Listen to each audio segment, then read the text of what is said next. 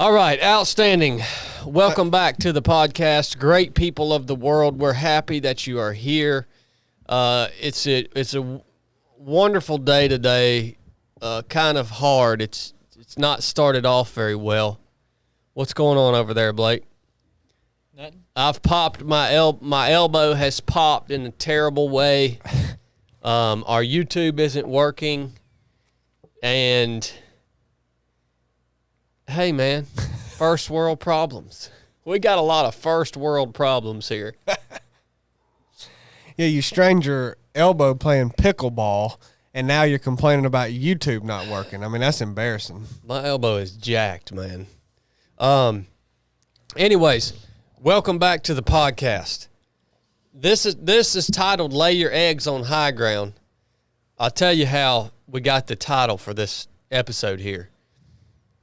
We were going up to the pickleball court this morning up on top of the mountain, and there was a red-eared slider turtle what had crawled from what we assume is the lake. The lake is probably, as the crow flies, 1.5 miles from the top of the mountain. That turtle had crawled from that lake. Don't know where else he could have came from because there's only one lake around there, and this was a big red-eared slider. Had made his way all the way up 1.5 miles. I'm sure he didn't crawl in a straight line either. That turtle probably crawled like 5 miles. Oh, yeah. As To the get turtle up there. crawls. As the turtle crawls to the top of that mountain and was digging a hole out on the side of my darn driveway trying to lay its eggs. Have you ever even heard anything like that? I haven't. No. I mean, you would think that turtle will dry out. You'd think the sun, maybe could have, he may have just moved at night. Probably a she. Or she may have, she may have just moved at night. I didn't even Hermaphrodite. think about that. She could have, got buried up under leaves and stuff during the day to keep herself from drying out. Well, that's a possibility. Or come up that creek. Did you see that other than corn on the way Yeah. out? Yeah, when we turned on that road, you see it? No, on his driveway. No, I didn't see Where I one was on the pointing. driveway. I seen one on the road. Well, I that's saw that pointing. one on the road too. Yeah. They moving, son. Yeah, these turtles are going nuts out laying eggs, man. Yeah. Chili hates a turtle. Why you hate turtles, man? Can't stand a turtle. If you're on Patreon, you'd see how much Chili hates turtles. I almost had to edit that out, that violence against turtles. It made me uncomfortable when it was happening. Yeah, me too. Yeah, I got real uncomfortable. Bad violence against turtles, man. Yeah. He will beat a turtle to death. Hey, never seen nothing like it, man. Beat that turtle like he stole something. How'd I beat it, Corn? Like a Memphis trick. CB, what you sipping That's how on I'm over going to there, beat Chili man? Jr. if he's on this is dang my live stream. first ever latte. Oh, for real? Yeah. Decaf? Yeah. It's got frothy milk in it. It's pretty good, ain't How do you it? like it? You drink it with your pinky up. It's pretty good. Yeah. Yeah. Yeah, you do. Yeah.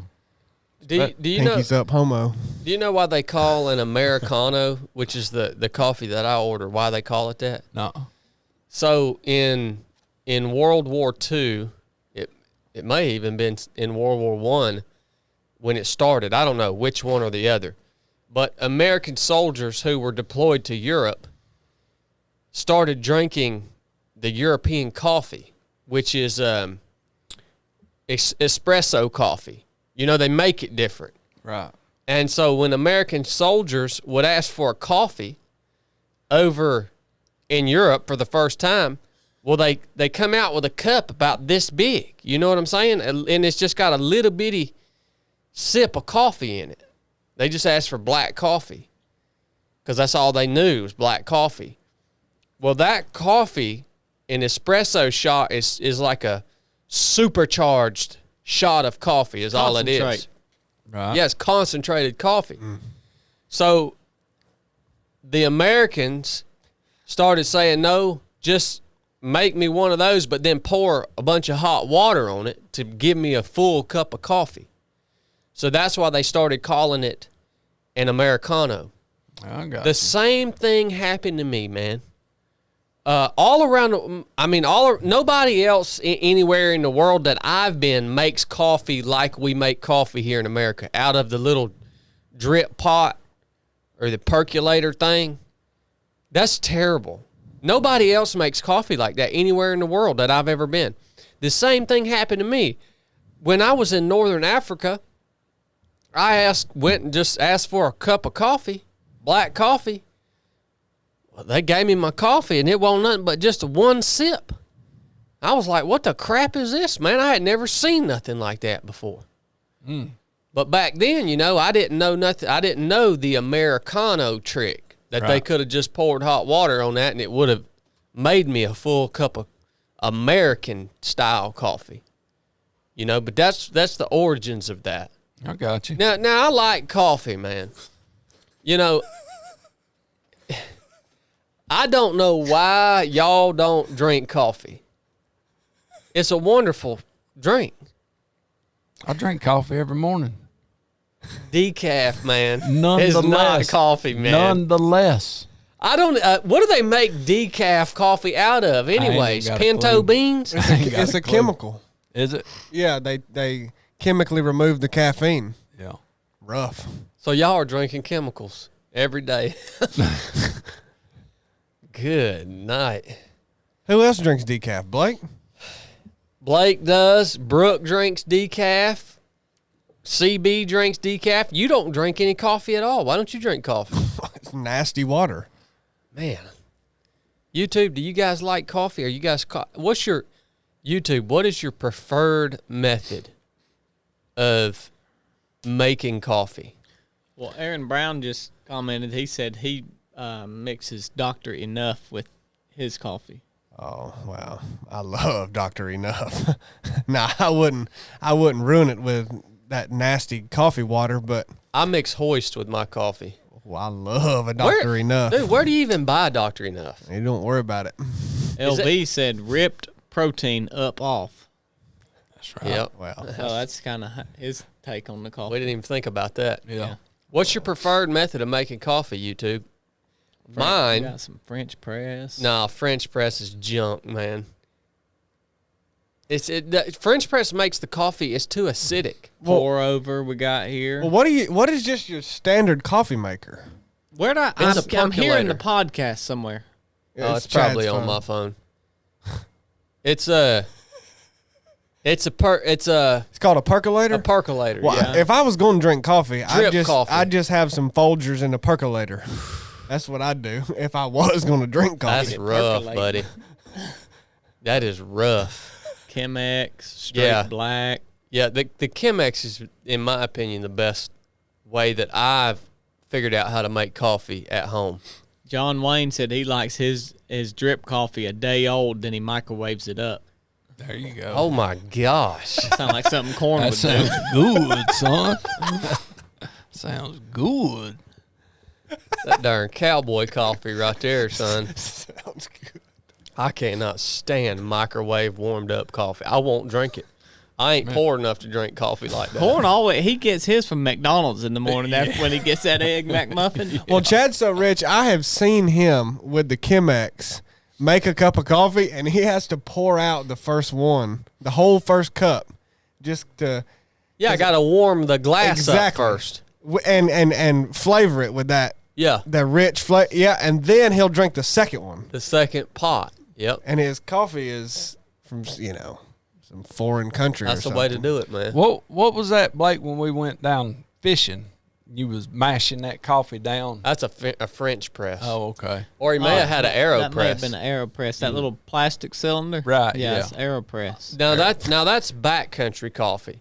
I didn't like the AeroPress, Blake. Did you? Yeah, it's all right. I didn't like it. To me, you know what I didn't like about it? It had too many pieces to it. It's got the filter and it's got the two different pieces to press it out, and then you got to have a cup to put it in. Backcountry coffee, now all I have is a little screen, and I grind up some coffee before I head out in the backcountry, and I just put me a spoonful of coffee grinds in that screen, and then I just pour hot water over it, just like a pour over. and I just let them grind sit in the hot water for about a minute or so. Then I take it out. Well, that's another thing. You're acting like the process and method is the most important thing. I thought it was the bean. I think it's both. Oh. I think it's both. Yeah, you have to have a good roasted coffee bean, which Swift and Finch roast some of the best coffee I've ever had in my whole life. Would you agree with that, Blake? Yeah, it's pretty good. Just the differences in the flavor of their beans is really, really identifiable. Well, it's probably the freshest from the roast that you're going to get because, I mean, they roast it and then sell it in their shop and it's sold within a week. Yeah. So anywhere else, even if it's so freshly roasted, it's still set and been, distributed and it's probably a month old. So coffee's prone to mold. That's why all these coffee beans you get, Folgers and stuff, that stuff's, how long how old is the coffee bean from the time it's harvested to the time it makes it into your coffee pot in the Folgers bag? Like, how old is that? Because less than a week. You crack that Folgers, man, and it's like sawdust. How important is it to worry about the mold? When my blackberries, it's real important. When my blackberries mold in the Frigidaire, I eat them. when the raspberries mold, I eat them. You eat molded fruit? I sure do. I'll drink milk that's spoiled 2 weeks. It's fine. It's not going to hurt you. I hadn't even thought about that. Yeah. Well, CB, Seriously. you may be onto something, man, because how much molded, nasty food did people eat before we wasn't having all these refrigerators, man? Imagine what the Indians did. Have you seen, dude? I'll never forget the first time I saw a ham off of a hog that was salted. That son of a gun! You look at that thing and you're like, "What in the crud is that?" Right. Because it's just the whole leg of the hog is covered in mold. Have you ever seen one, Chili? Yeah. It doesn't look edible, but then you just shave that mold off, Salt cured. and up under it Yeah. is good meat. I think the important thing to mold is not to breathe it in. Huh. Yeah. Well, if you I'm not ingest saying it, it's fine. Yeah, I'm not I'm not go ahead and say if you eat it, you're probably breathing it in. Well, yes, but that's different than like breathing in mold coming out from the ducts of your house, Yeah. and from Yeah. your attic where squirrels been up there urinating and whatnot like that. So how many types of mold are there? I ain't. Because we're acting like there's just one type of mold. Well, I had a long conversation with a lady yesterday at the gymnastics place, and she's got like About I staphylococcus. think a 3-year-old son, and he started having these problems, and like she said, it was like always in pain, and couldn't figure out anything that was wrong with him. And come to find out, they had a bunch of mold in their air handler, and it caused that boy. He's like 3 or 4 now, but he's got low muscle tone, low muscle tone. He's got tremors. He can't walk real good. Like, it messed him my up gosh, bad. man. And that's from inhaling it. Yeah, and so they went and had him tested for, like, mycotoxins, she said, and the doctor told her that was the worst case that he has ever seen of what he had. And, Wow. they don't know how he'll recover. But she said it was causing her to have panic attacks. And she was like, I don't ever have panic attacks. And she's like, they just came out of nowhere. But apparently that type of mold has to do with affecting it's like a... Neuros. Yeah, some Your kind of neurons. neuro mold stuff. I don't know, but she was saying there's different types of mold, and that affected them in that way. Did it affect him worse because he was young, maybe? Like I guess just so, because he's still developing. vulnerable kid, yeah. So there are different types of mold, Blake. To be specific, some sources say that there are over 100,000 different species of mold. All right? Some species are considered harmless, while others can cause potentially serious health effects. Stachybotryosis, is an intensely dangerous fungus. This is the most toxic type of mold right here, the Stachybotrys. Intensely dangerous, also known as black mold. Yeah. Okay? It's a mold species under the genus produce. They produce mycotoxins wherever they are distributed, which can cause serious infections. They usually grow on materials that contain cellulose. Isn't that like when women get fat, the ripples in their skin? Cellulite. Cellulose, yeah. Ripples. Usually grow on materials that contain cellulose, which Grass. have remained damp for a long period of time. The Wet- black mold. Wet grass. Oh, really? It'd be on grass? Well, I mean cellulose. I mean just plant matter. Okay. I know if you get black mold in the building, they tear that unit down. Black mold is toxic. I don't even think they try to fight it. Well, now what about mold and the fungi? Like I heard you say fungi in there. I mean, what is Mold is fungi. So, like a mushroom is mold? I don't That's know. fungi. Have Blake look it up. Is a mushroom mold? Yeah, I mean, I wouldn't equate the two, would you? No. Wasn't penicillin discovered from mold? Yeah, Yeah. yeah. Yeah. Yeah, it was. But that's, I mean, So that's a glutton. Yeah, there's a lot going well, on. I guess I wouldn't just go to town on some penicillin. No, mushrooms ain't mold. I didn't think so. Mold is a type of fungus, but not all fungus is mold. Huh. Like a square rectangle type deal. Yep. Yeah. Here's the type of mold right here. Penicillium. Yeah. Yeah. Yep. There's a lot going on with that mold, man. I mean, mold really makes the world go round. Well, Think about it. Well, I know them blackberries at Publix, if you don't eat them fast, they mold pretty quick. And it's all right to eat them. Go ahead. do you pick the mold off and eat the rest of the berry? You just eat the I mold. just eat it. That's that old white, kind of white growing mold, ain't Right, it? yeah. Yeah. How about moldy bread? You eat it? I have, but not on purpose. Would you eat it on purpose? I mean, if I had to, yeah. Yeah. So But you eat the blackberries because they're expensive.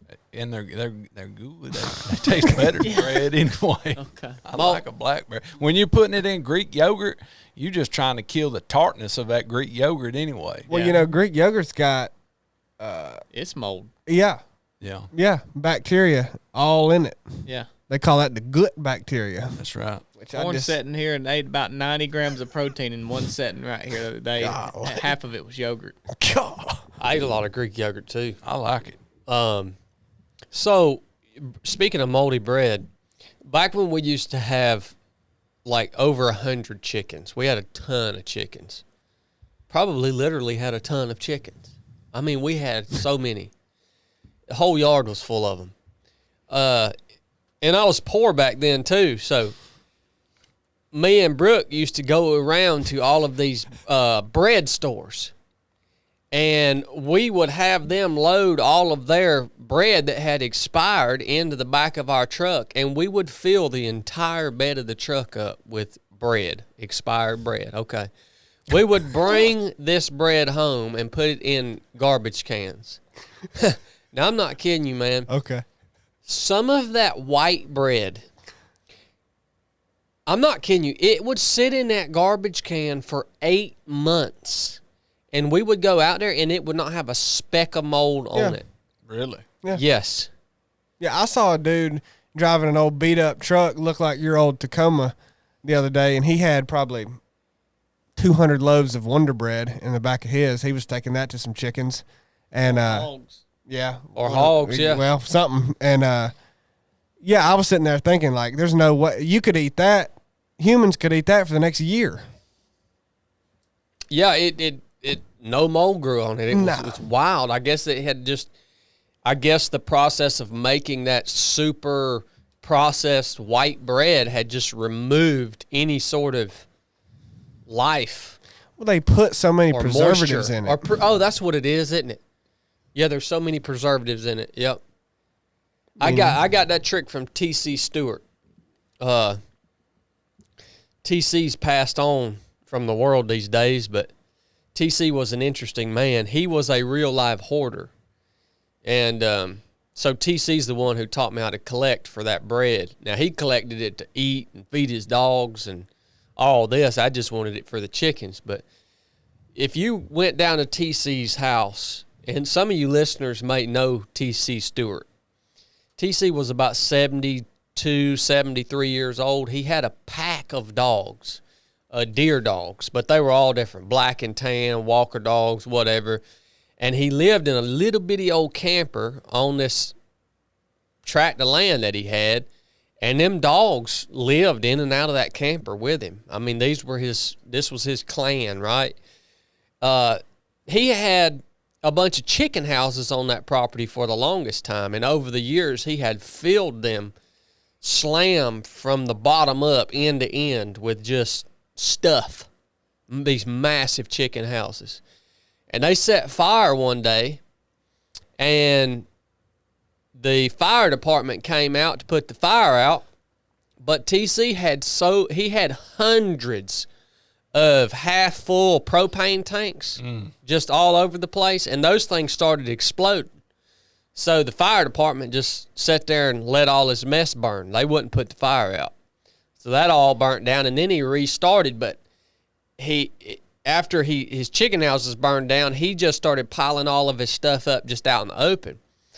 I went out there to visit with him one day, and he probably had 25 refrigerators sitting outside, not hooked to any power or anything. And every one of them was slapped full of food. One of them was slapped full of coffee. Just all the little coffee pods and bags of coffee, but each one of them had different type of, and that's what he ate out of. He just ate off of that stuff. He didn't refrigerate none of his food. He would eat all expired stuff. Nothing. Wow.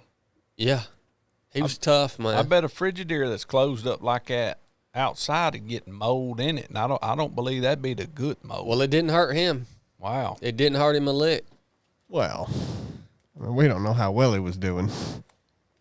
I'm going to tell you how he was doing well enough that at 72 years old, whatever it's been, 4 or 5 years ago, during deer season, every day he would take that pack of dogs out. He carried an old double barrel, I think it was a Stevens 12-gauge shotgun. Now, he didn't care nothing about killing a deer.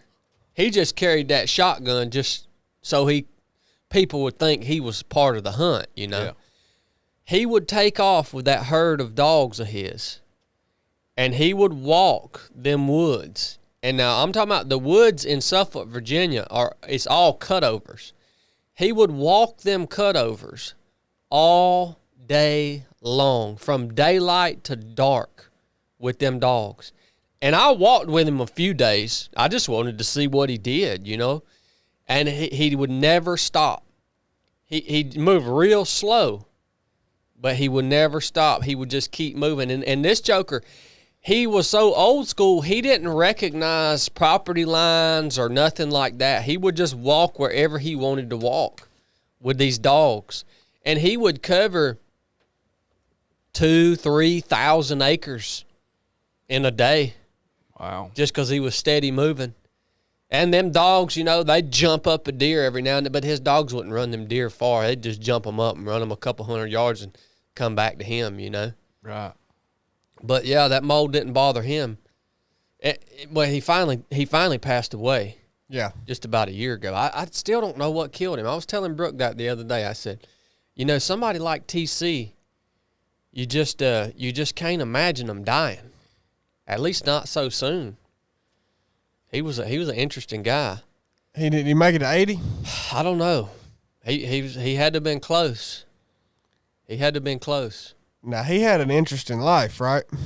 I mean, outside of what you just said. Oh yeah. He worked for the Norfolk Naval Shipyard all his life. He traveled all over the world, man. Yeah, he was a really interesting guy. Him and his buddy's name was Zachariah. Zachariah was a one-eyed black man, and old school. Zachariah hunted year-round. He didn't care about he didn't follow the seasons. but because he ate only what he hunted for. He was so poor that was just his meat. So you'd be riding down the road in the summertime and Zachariah would be sitting out there in his truck in the middle of a field deer hunting. Didn't nobody bother him. That's what the man ate. That's who we brought all our coons to. His house didn't have any heating or air conditioning. So when we'd coon hunt in the wintertime, we would kill these coons and we'd bring the coons up to his house at night and just throw them on his wood pile. He was tickled to death to have him coons to eat, man. He was tickled to death to have him coons to eat. He only came coon hunting with us one time. But, man, I'm telling you, up there in coastal Virginia, when you get out of the city, it's old time culture. Right. Old time. The accent's different. The hunting clubs are different. Everything, it's nothing like it is around here. The clubs out there hunt as a club.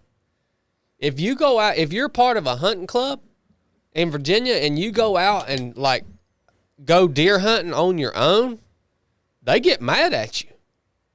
Cause it's like it's a community thing. You know what I mean? Yeah, they're running hounds and whatnot. Yeah, that's the only way they will hunt is running dogs. Yeah, there's some clubs in South Georgia like that are big dog clubs. And they do community hunts, especially those bear hunting clubs down in South Georgia. You don't go get the bear by yourself.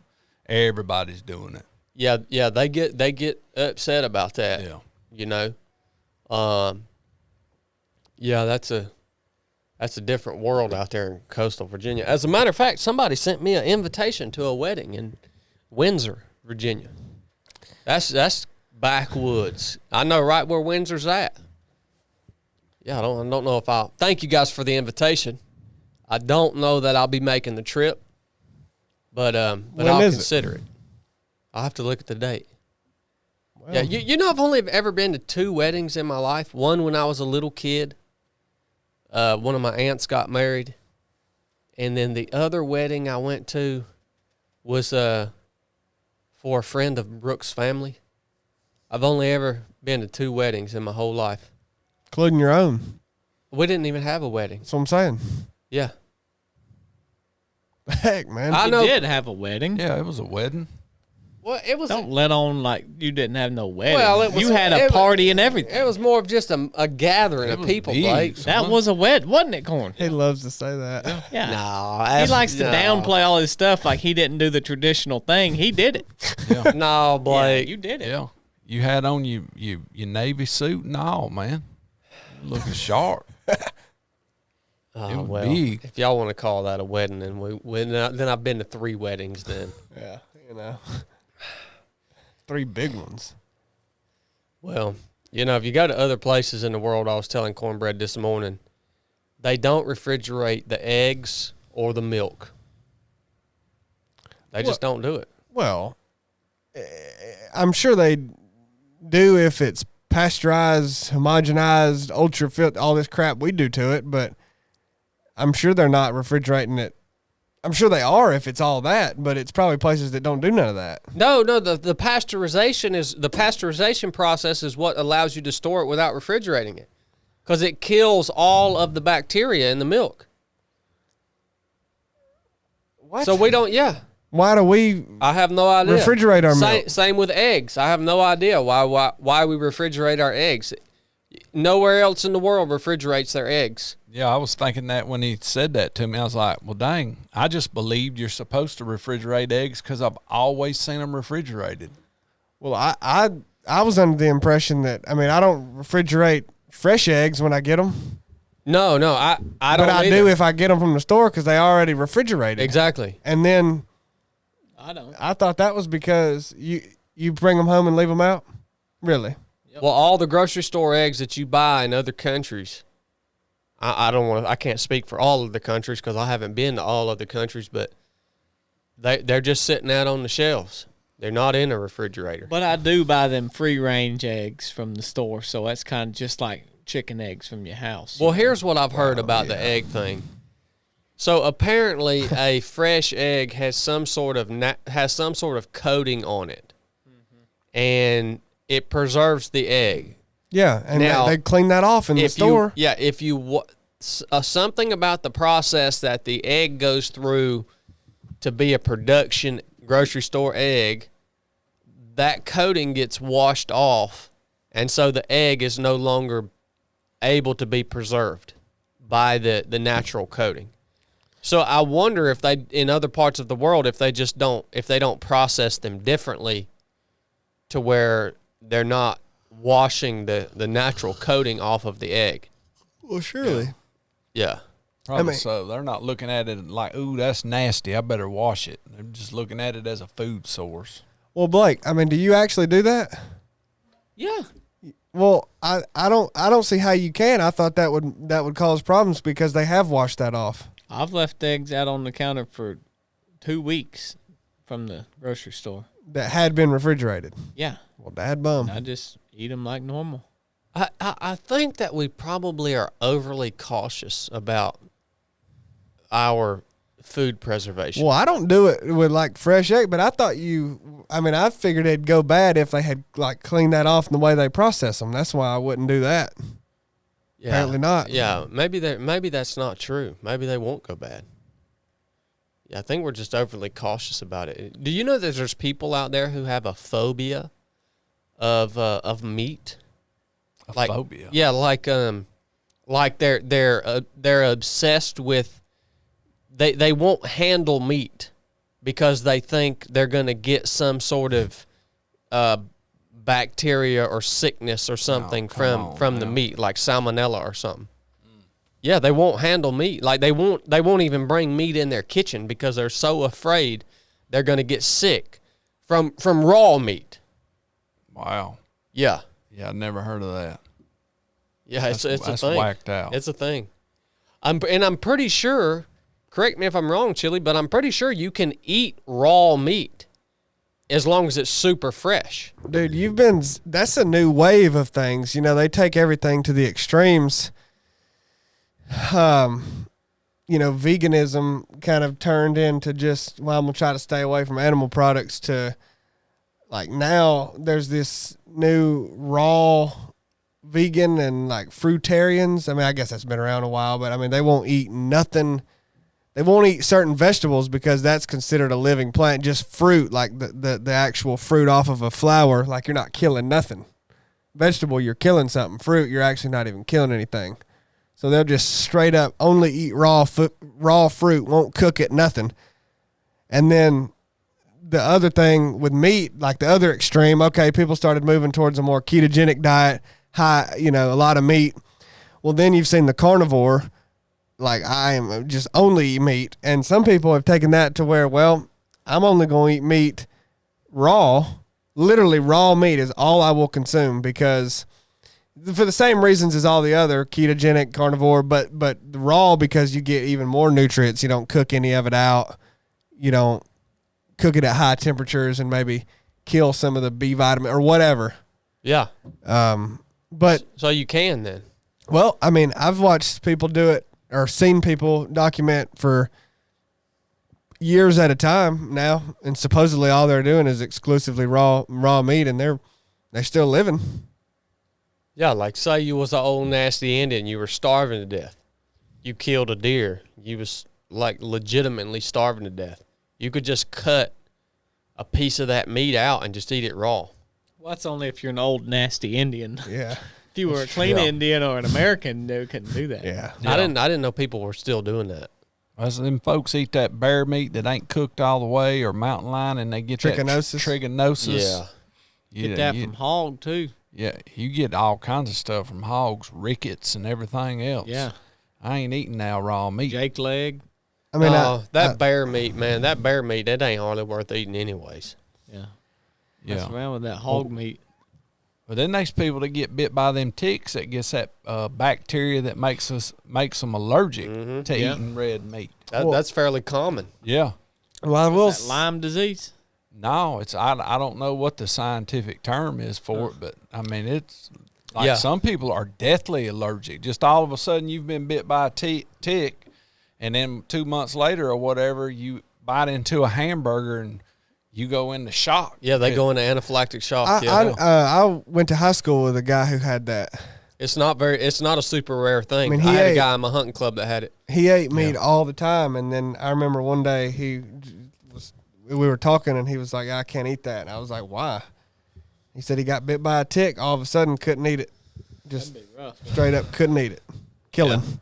There ain't that many ticks up here in North Georgia. I'd agree with that. Yeah, there ain't that many. I mean, dude, where I was living in Virginia by the Great Dismal Swamp, it was ungodly. Yeah. I mean, you would go coon hunting, and you'd come back, and you'd have no joke, you'd have sometimes 20 ticks on you.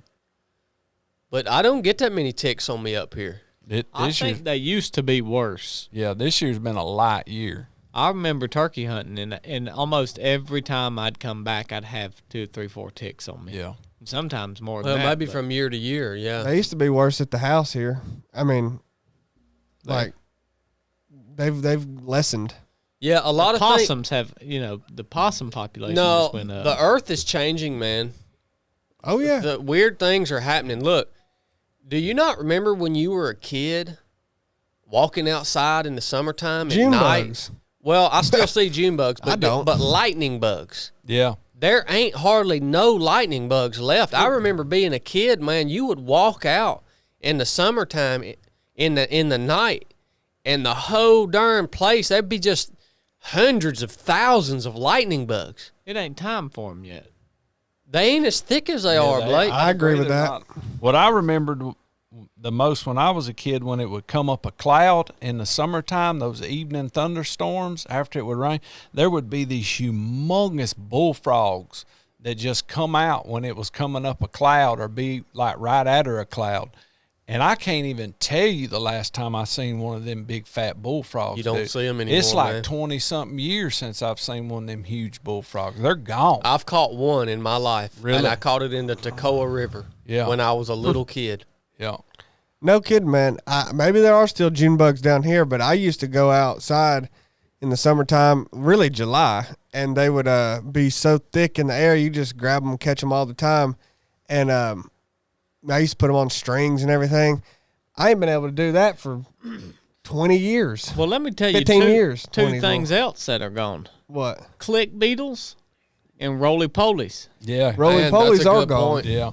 You remember them click beetles we used to play with? Oh, yeah. There used to be click beetles everywhere. Yeah.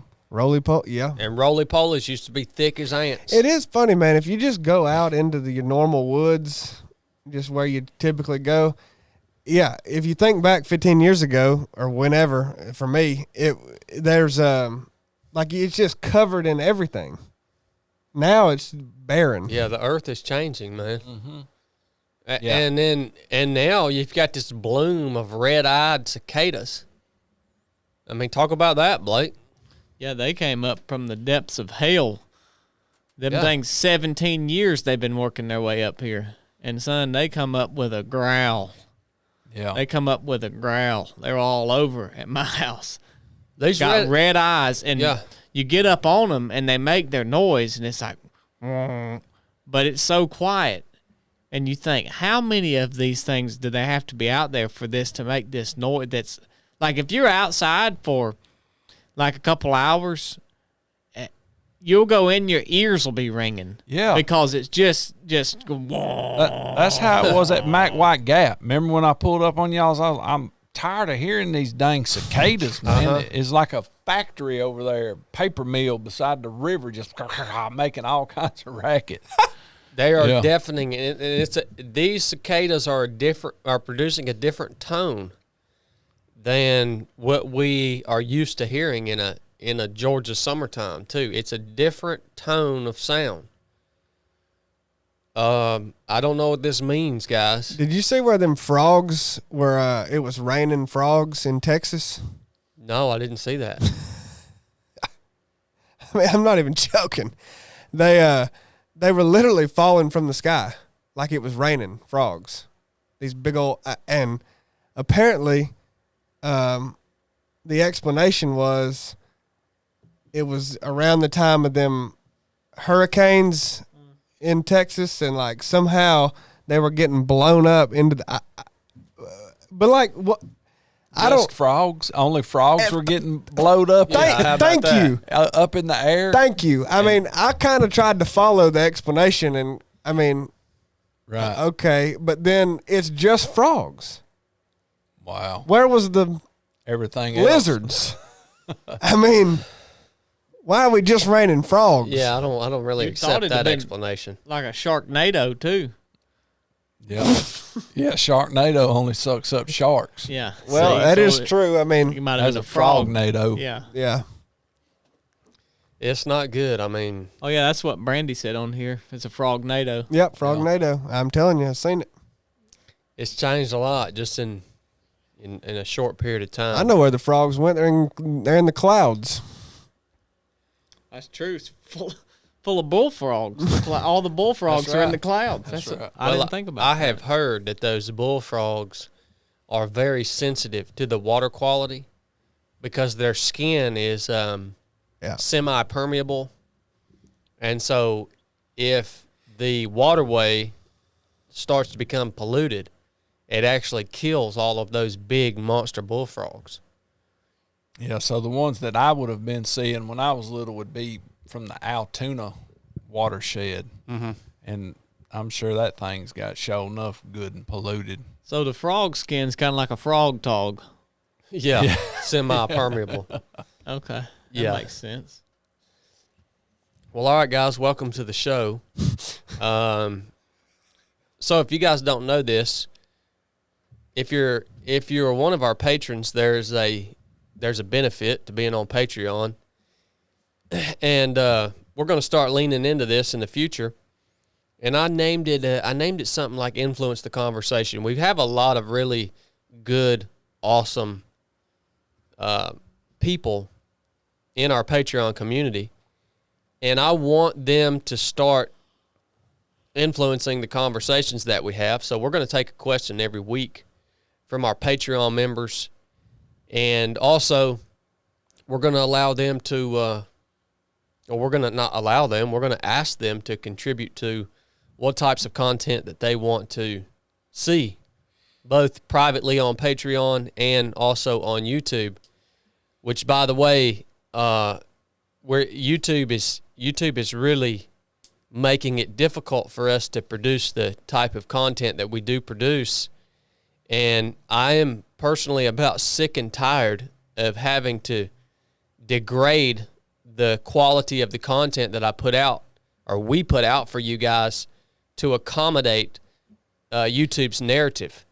And so all of the content that you see on a major social media platform, I want you can only, you wouldn't know this unless you were seeing it from the behind the scenes like we see it as the creator of the content. Everything that you see is first passed through YouTube's filter. So all the content that you see has to be in alignment with whatever their filter is. Now, this is a strange thing because YouTube is supposedly a private company.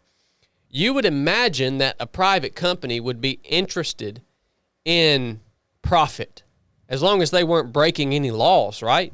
You would imagine that a private company would be most interested in giving their customer the type and quality of content that they're seeking, which would then drive up their profits. But that's not the way any of these social media companies work, which leads me to believe that the government heavily influences and manipulates all of these social media companies. I would go as far as to theorize that the government is actually in control, if not outright owners of all of these social media companies. And they are just putting these individuals out front as the owners and portraying them as private companies. But here's the thing. These social media platforms, you have to already understand this. They are influencing the way that you think in the way that you perceive the world around you. And they are not feeding you. They are feeding you content that you want, but they're feeding you that content once it's passed through their filter and it fits their agenda in order to manipulate your thinking so that you think, okay, I like this that I'm watching here, but you don't understand how heavily edited it is and how much companies like us have to even change the words we use, have to delete segments of videos, can't show you things that are legal, perfectly within the boundaries of the law. But we can't show you things because it immediately gets restricted as soon as we upload it to the platform. And I just think that it's good to at least shed some light on the fact that everything that you're seeing from this platform and pretty much all the rest is being filtered, and it is influencing the direction of your thinking according to how the platform wants it to influence your thinking, if that makes any sense to you. It's hard to realize this unless you see it from the backside and you realize then how much censorship is being placed upon certain types of content, especially revolving around firearms, preparedness, things, just really life skills. I mean, it's pretty astounding. And so there's been so many occasions, especially now as the channel grows, where we can't make the content that we want to make for you. And that's really frustrating because we go out and film a video, and I want you to understand that for us to create a 15-minute video, there's about 6 hours worth of work into creating a 15-minute video, especially if we're going out on the range. By the time we plan it, by the time we prepare, set up, film, edit, upload, and post, it's about 6 hours worth of work to create that little short video for you that you see. And it's frustrating when you put all that work in and then you upload it to this daggone platform here and it gets restricted. And it's not even about the monetization of the video. When YouTube restricts a video, they restrict its reach. They're not going to let you see it if it's not according to their agenda, if it doesn't pass through their filter. And so we have really been leaning into our Patreon platform. One, because if I have 6 hours of work into a 15-minute video, it's got to at least pay for itself. It's got to. It's just not sustainable if it doesn't at least pay for itself. And two, because you just get to the point where you're like, okay, we can cut up and joke on YouTube, but if we want to talk about something serious and meaningful, well, we need to have a place to do that. And at least thus far, Patreon has not restricted anything that we want to put out to our patrons. So that's what that's all about. Do you agree with that, Chili? I mean, you're the wizard. Agree with what part of it? Just as a whole? Yeah. I mean, I would say so. I could pick at tiny details of it. I mean, I'm not saying don't use YouTube. I mean, you're not going to listen to me anyways. I mean, it's. I'm not going to listen. No, I mean, I use YouTube if I want to look up how to change my drum brakes or something like that. Yeah. You know what I mean? Well, no. First of all, I would say I don't think the government is in control of the social media companies. I think the social media company, I would say neither statement is accurate, but it's more accurate to say the social media companies are in control of the government. Oh, okay. But what I really mean by that is I think there's the same figures that control the social media companies are the same figures that control the government and vice versa. Like, it's not like even one controls the other. They just work in tandem. to do what they do. They're both, the government doesn't control anything. It's just a cog in the machine. People think it is the machine. It is a cog in the overall machine, and that's kind of a fundamental change in your thinking about it to, I think, help understand some of these things. Is the government is not the machine. It's a cog in the overall machine. And, Eric Schmidt was the CEO of Google for a long time, and now it's Sundar Pichai. And YouTube is owned by Google. So it is not, yes, it's a privately owned company, right? Well, not really. Like Google is, or actually, it's not even Google, it's Alphabet, right?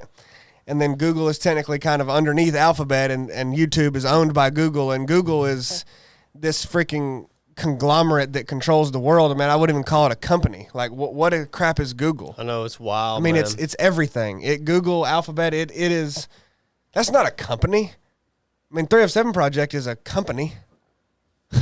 Yeah, it's Barbell Apparel is a company.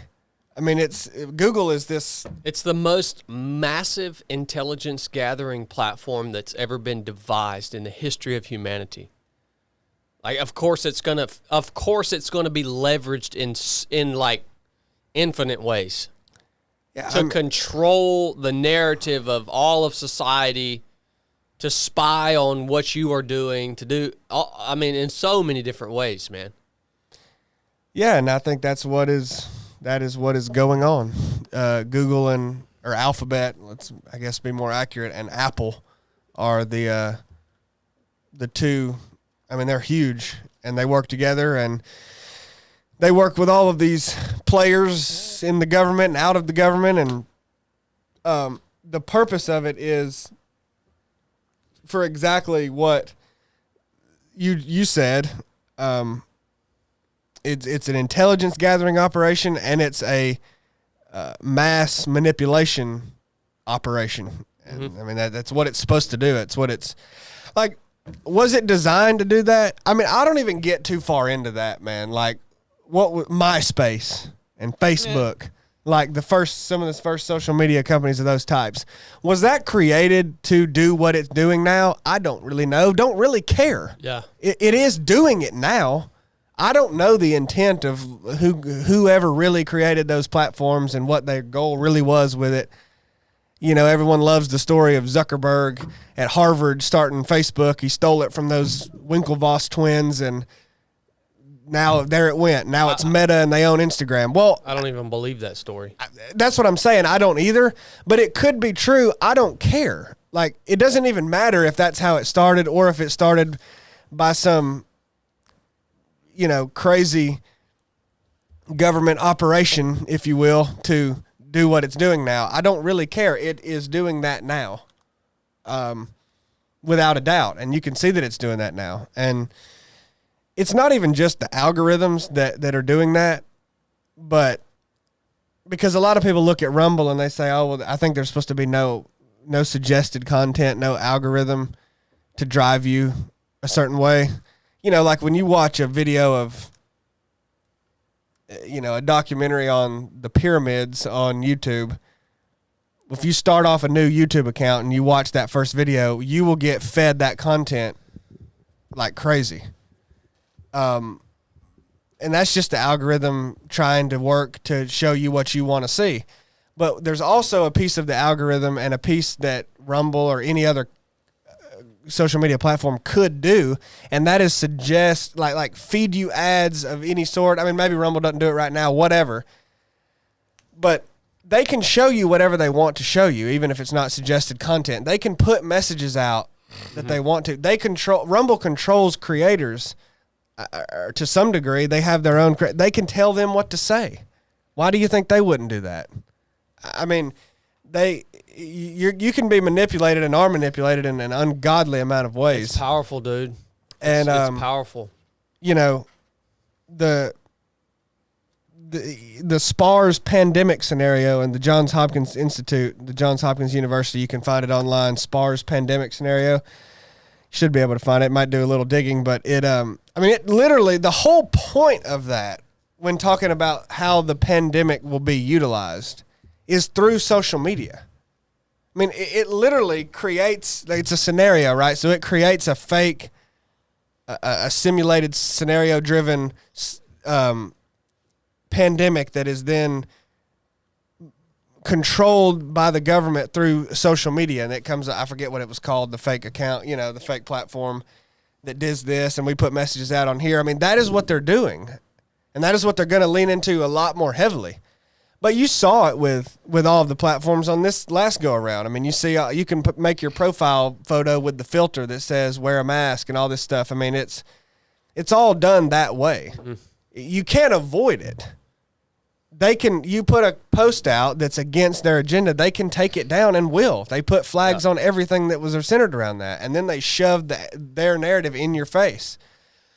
People don't think that affected them. Look, man, I don't know how many people would have been against the narrative for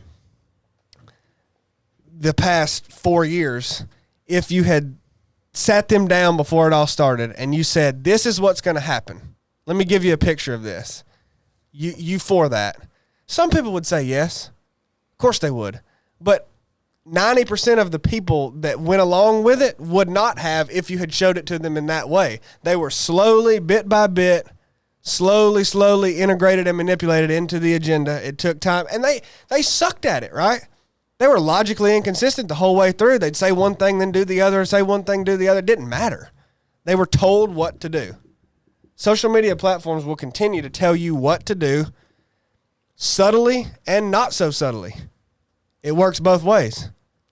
People have a hard time seeing either one. So, yeah, I agree with you. That's what's being done. Yeah, man. But Patreon's there is no safe platform. You're not going to go to Rumble or Patreon and everything's safe and taken care of. Yeah, I mean, there's already cases of people being taken off of Patreon that certain individuals who went as far as to be completely removed from YouTube, then they try to make a Patreon account and they won't allow them. So, thank God they're not doing it now. Yeah, it's been great so far. I mean, so that's anyways. This is a question from one of our patrons, Justin Jordan. I'm sure Blake has put much thought into this. Blake, Justin's wanting to buy a Geisley Super Duty rifle. Do you recommend the 16 or the 14.5? Is one better than the other? Specifically for the tactical games, I am running the 16-inch barrel. What do you think, Blake? Yeah, I mean, I would, if it was me, I would just do the 16-inch barrel because the 14.5, you have to have the flash hider pinned and welded so that it's 16-inch legally, the barrel. And then at that point, you might as well just get the extra 1.5 of barrel to gain what little bit of speed you're going to gain. And then you can also pull the whatever you've got on, flash hider or whatever muzzle device, brake, whatever you're going to put on there. You can change it easily instead of taking it to a gunsmith and having it lathed off and then the new one pinned and welded. So I don't know why people do the 14.5 inch you save like an inch of length, which is negligible. It doesn't even make any sense. So I would definitely do the 16-inch. Yeah, I agree with that. I would definitely do the 16-inch too for the same reasons Blake is talking about. You can change your muzzle device, which is important if in the future you want to run a suppressor, a noise dampening device. A noise dampening device. Yeah, that's a way to say it. If you want to run one of those, you're going to have a specific muzzle device to be able to integrate that onto your rifle. You may want to run a muzzle brake versus a flash hider. So there's a lot of benefits to being able to swap that out easily. And then as far as performance goes on the rifle, you do get more velocity and also more energy out of that 5.56 round the longer the barrel is. So you're going to get a little better performance and a little better accuracy and a little more knockdown power, as us rednecks say, out of the 16 versus the 14.5 inch barrel. And the longer you go, the better that gets. For the tactical game specifically, it is primarily precision shooting. So the whole idea of a shorter barrel on a rifle is it makes the rifle easier to wield in a close quarters environment. So if you're clearing a house or a ship or something like that, and you're taking relatively close shots. I mean, most shots you're taking in a CQC environment are 7 to 10 yards, I mean, across a room. And so unless you can have an upper receiver that's set up specifically for close quarters battle,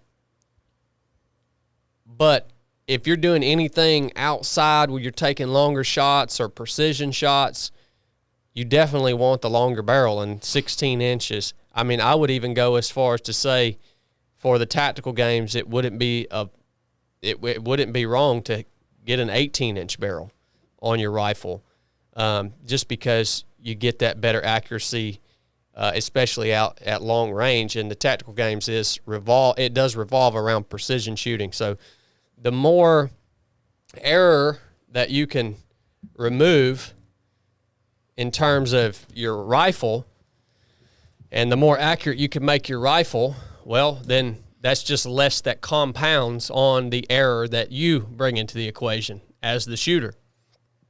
So, yes, I say 16-inch, and the Geisley Super Duty is the rifle that Blake and I are both shooting. We both really like that rifle. I'm still loving mine. As a matter of fact, I need to get out and shoot this week. I'm running out of time. But that's a great question. Good rifle, 16-inch. That's the way to go. If you want to go longer, then that's the direction I would go. I wouldn't go shorter personally. I think you gain between like 25 to 50 feet per second per inch of barrel. Yeah. Right here I'm looking with a 55 grain projectile on a 16-inch barrel. Looking at 3,132 feet per second with a 14.5, 3,064 feet per second. So you're not losing a bunch. I mean, performance is fairly negligible between those two. But yeah, the ability to change the muzzle device is the biggest benefit, I think. Yeah. So. And you can't have a muzzle brake at the tactical games either. So. Nope, it's just got to be a regular old flash hider. So good question, man. You guys that are on Patreon, again, start sending those in. Once a week, we're going to get around to them. All right. I got to hit the head. Let's take a little break, and we'll be back. All right. I'll tell you what. You guys are like a bunch of freaking wet dish rags today as co-hosts. I had a question. Kind of goes along the lines of what we've been talking about. I was wondering if y'all knew how they made corrugated cardboard. Well, that's not the direction that we're going with this podcast. I ain't got a clue, Blake. Okay. Well, that's the direction we've been on, so I was just wondering if we wanted to continue along the path, and we could talk about that kind of stuff. You guys are like a bunch of wet dish rags. I think we've done stellar on this podcast, I do know it's man. Corrugated cardboard. It is created by combining and pressing several layers of paper together. And it's a process called fluting that makes them. And they use them ridges, the lining. Yeah, use pulpwood for that. Probably. Pulpwood, yeah, they do. Cardboard and paper sacks attract cockroaches. They do. Yeah. Probably a mold too. Yeah, a bad mold. Well, I want to get you. Look, now y'all got. I tell you what, man. You guys are really something else. 1 foot on the line, little Virgil said. Yeah. Thank you, LV. Yeah. Thank you. Heard that. Now look, I really want to get to the bottom of this. I posted a truck talk yesterday about not leaving all your money in the bank. Oh, dang, man. All right. I have an idea for us about that, but I can't say it publicly. Yeah. No, I'm not saying you ought to just empty your whole bank account, but, you know, some of y'all can't even put your hands on a $20 bill, man. I mean, it's rough. And I made a video about that. And I talked about how, you know, all the old country people, a lot of the old country people, they do all their dealing in cash. And I talked about the reason many of them do all their dealing in cash is because they remember the Great Depression when the banks defaulted and they couldn't get they couldn't get their dang money out of the bank. That's why so many of these freaking old folks have just cash money stashed in places that they've just saved up throughout their life. And, you know, there's so many different opinions on there. Everybody talking about, you know, cash is worthless and you got to buy gold and you got to buy silver and you got to buy Bitcoin. And I am still of the thought that you want cash, man. That's now there's so many people argue with that, but I just wanted to get y'all's input on this dilemma here. Well, my thinking would be that's all in the assumption of when, not will, when the crap hits the fan. How long does one think that said currency is really going to be worth anything? Is it 2 months? Is it 6 months? Is it 6 years? Is it till whenever it gets straightened back out? That probably won't ever get straightened back out to begin with. I don't know how long money would be good anyhow. I really don't. So if a major depression was to happen and the people that can't get their hands on a $20 bill, there's been 2 or 3 times in the past 2 or 3 years I'd go to the bank to get like $7,000 out, and they look at you like you got a swastika painted on your face. Oh, yeah.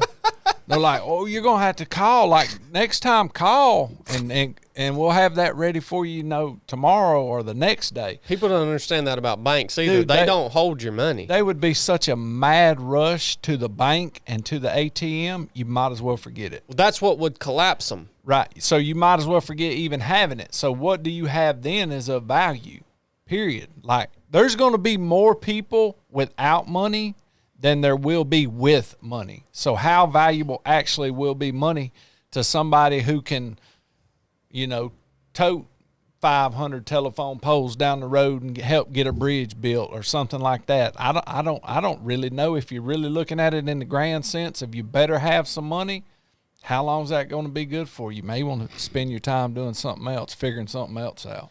Well, during the Great Depression, the value of the dollar actually increased. If you had money, a currency that you could put your hands on, it was worth more. Do you think it would now with the amount of... I think it would. You think so? Yeah, with the amount of people that's in the world now and so on and so forth, you believe it would?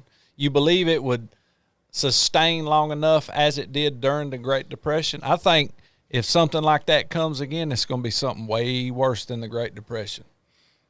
I think it's going to be a big major worldly event. I don't think cash is going to matter very long.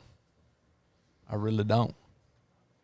I do think it's a good idea to have your money where you can get it, because like you said, the bank they ain't got your money.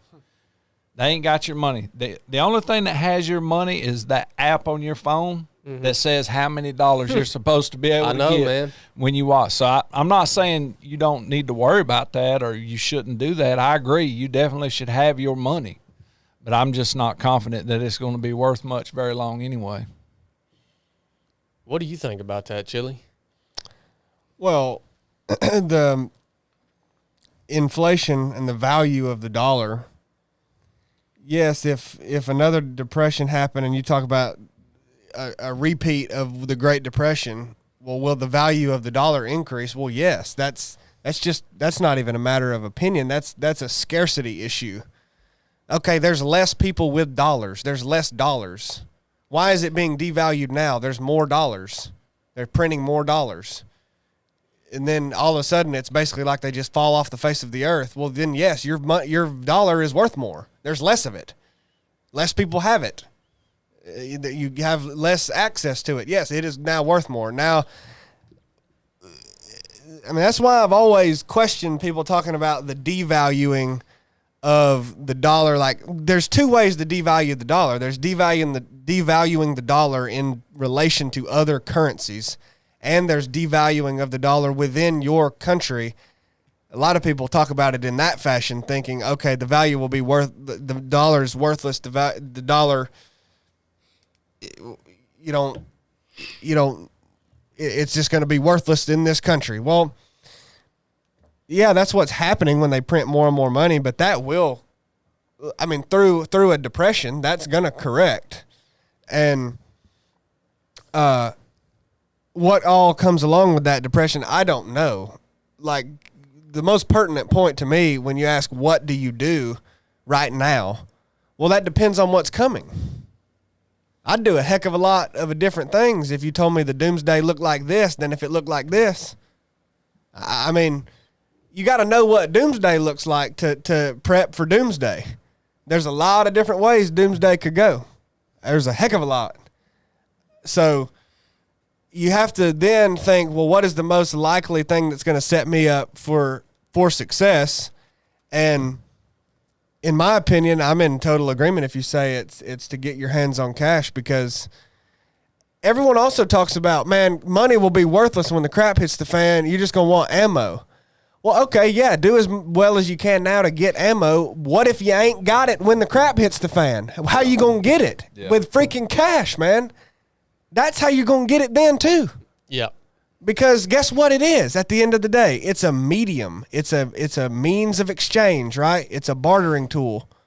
That's all it is at its core. It will be stripped down to exactly what the daggum dollar is worth when the crap hits the fan. Mm-hmm. In certain scenarios.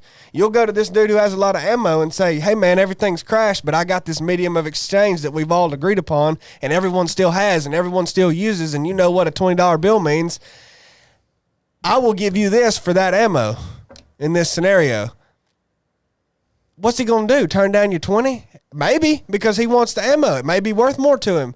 But what I'm saying is how you going to get it without money? That's the only way you're going to get it, if you're going to get it. What are you going to offer him? You might could offer to hoe his garden for him. Yeah, well, that'll probably work out well for you. What are you going to do? When the crap hits the fan, all of our plans are to be indentured servants? Do you think the ratio to people that's going to have money versus what had money in the Great Depression is the same? And the morals and integrity are nowhere near the same as what they were in the Great Depression. 100% that's true. And also, like, let me get back to the point of the scenarios talking about when crap hits the fan, I'll go barter with this. How much bartering do you actually think is going to go on? That's what I'm saying. I don't know. Probably not that much. I think. Well, I'll go bring a sack of oranges to this fella because I want some of his 5.56. Probably ain't gonna happen like you think it's gonna happen in the hunky dory crap hits the fan scenario. He might just kill you and take your oranges. I mean, like, what do you think crap hits the fan looks like? Basically, everything goes down. The internet goes down. I don't have Wi-Fi no more. I can't go to the gas station and pump gas, but my neighbor down the street is real interested in giving me his 5.56 for my daggum sack of oranges. Well, that's what you think it looks like. Yeah, but it goes the same way. All that goes down, but my neighbor down the road has a stack of cash.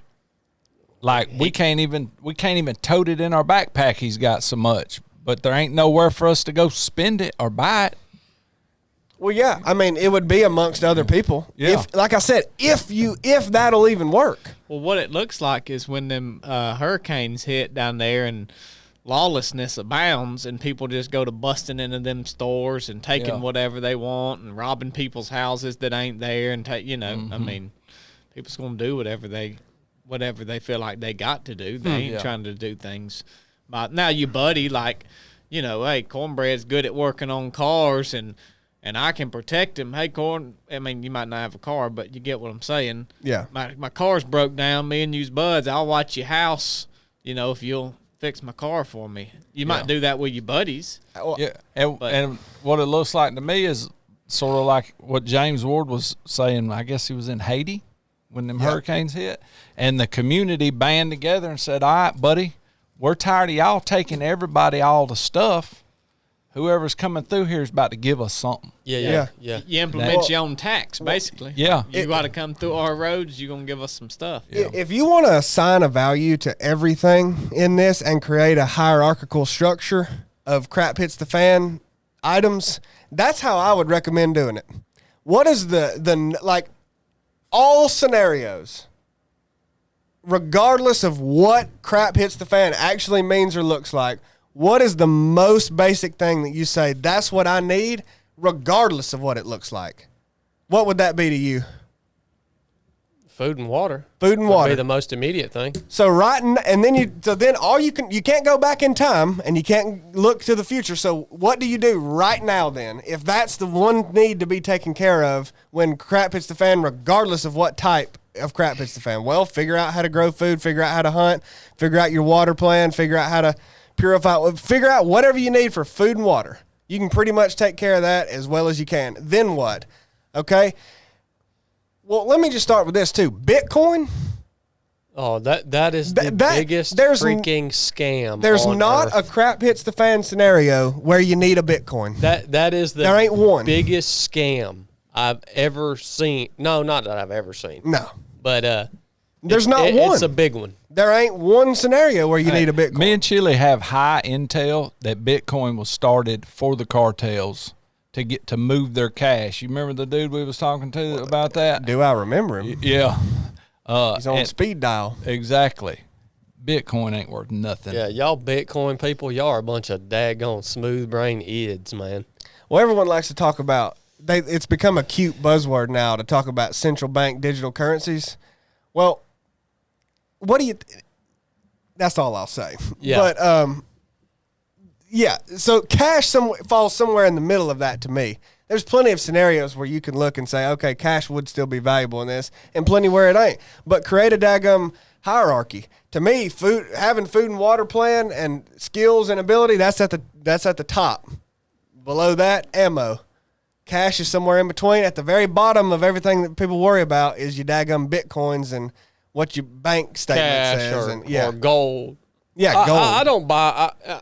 Gold is at the bottom, man. It's slightly above Bitcoin. Yeah, I've thought a lot about that. I don't buy into the whole gold and silver thing. I just don't buy into it, man.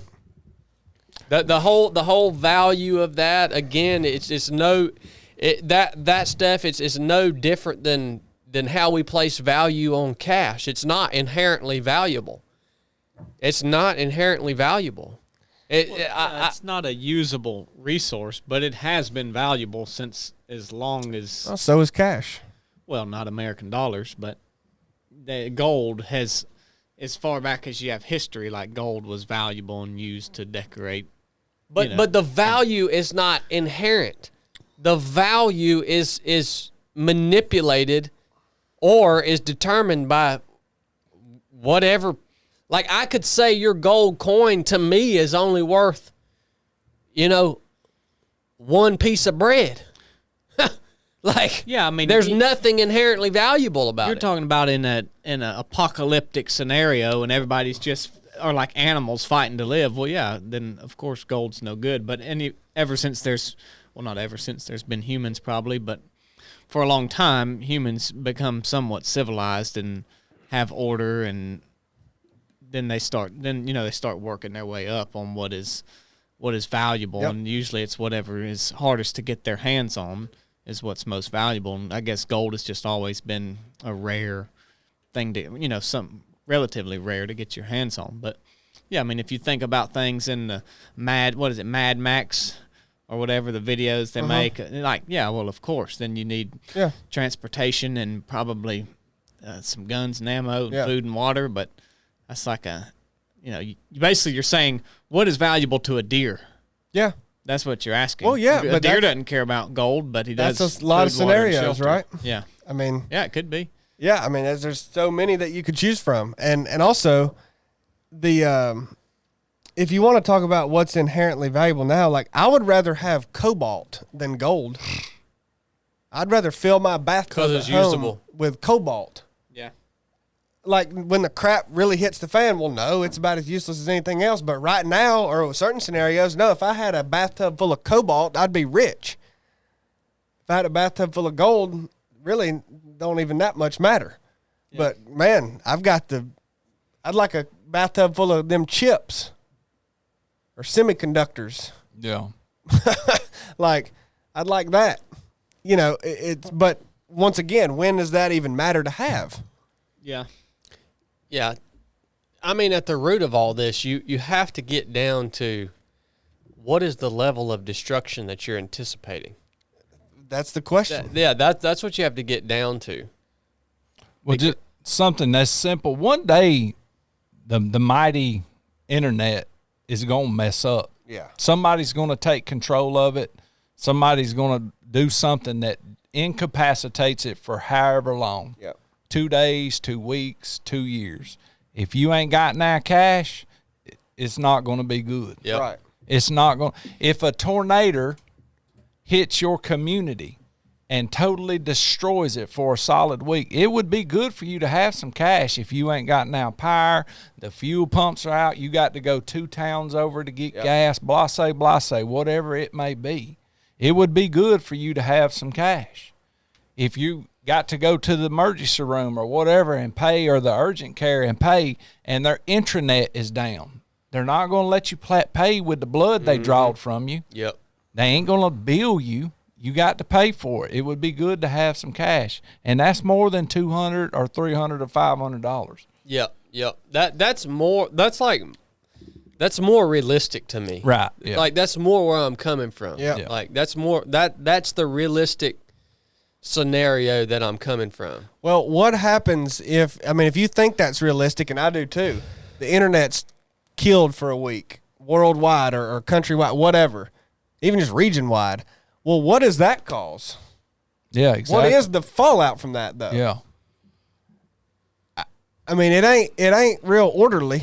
No. I don't know if it just descends into how quickly it descends into cutting off heads, but it ain't going to be. That would vastly depend on where you live. Yeah.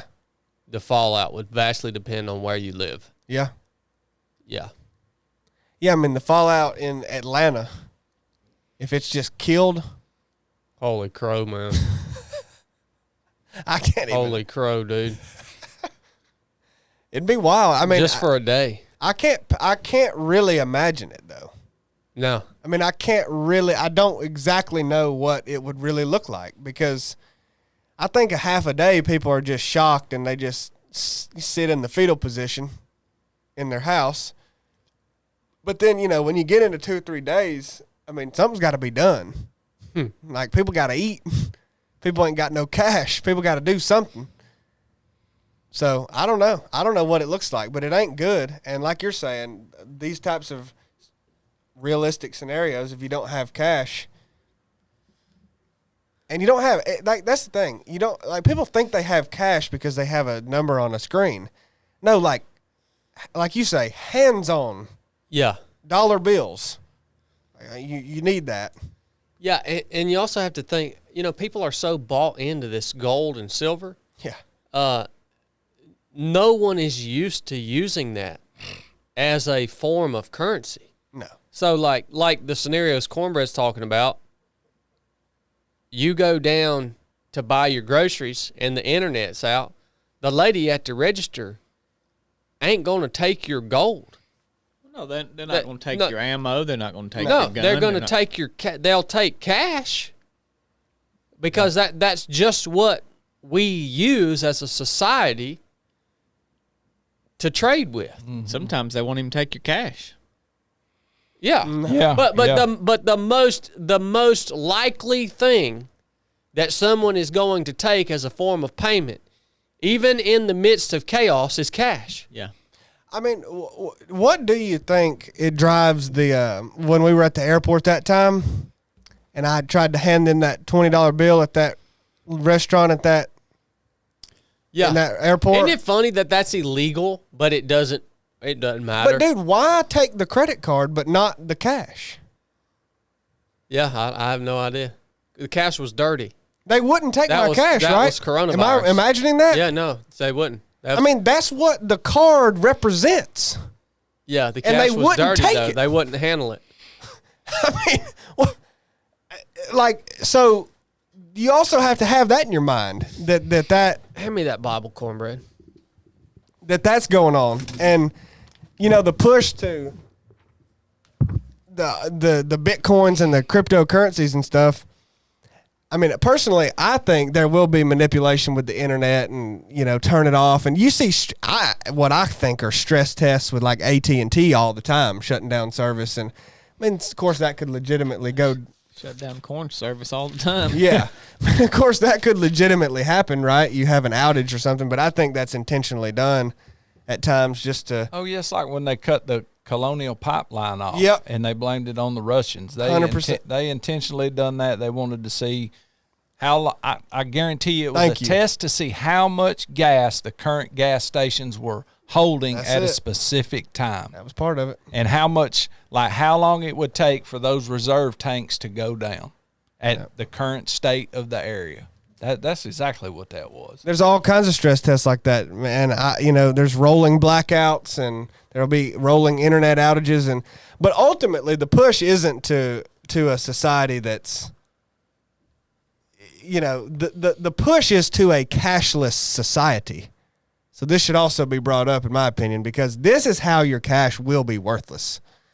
Actually, we're moving to a cashless society. So yes, these scenarios are crap hits the fan scenarios. Well, ultimately, as throughout history, chaos will occur.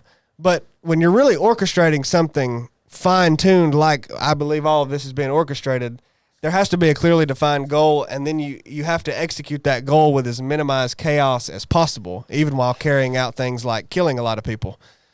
It has to be done in an orderly fashion, as orderly as possible. And the goal is clearly a cashless society, like I talk about the airport won't even take your cash. That's where central bank digital currencies and cryptocurrencies come in.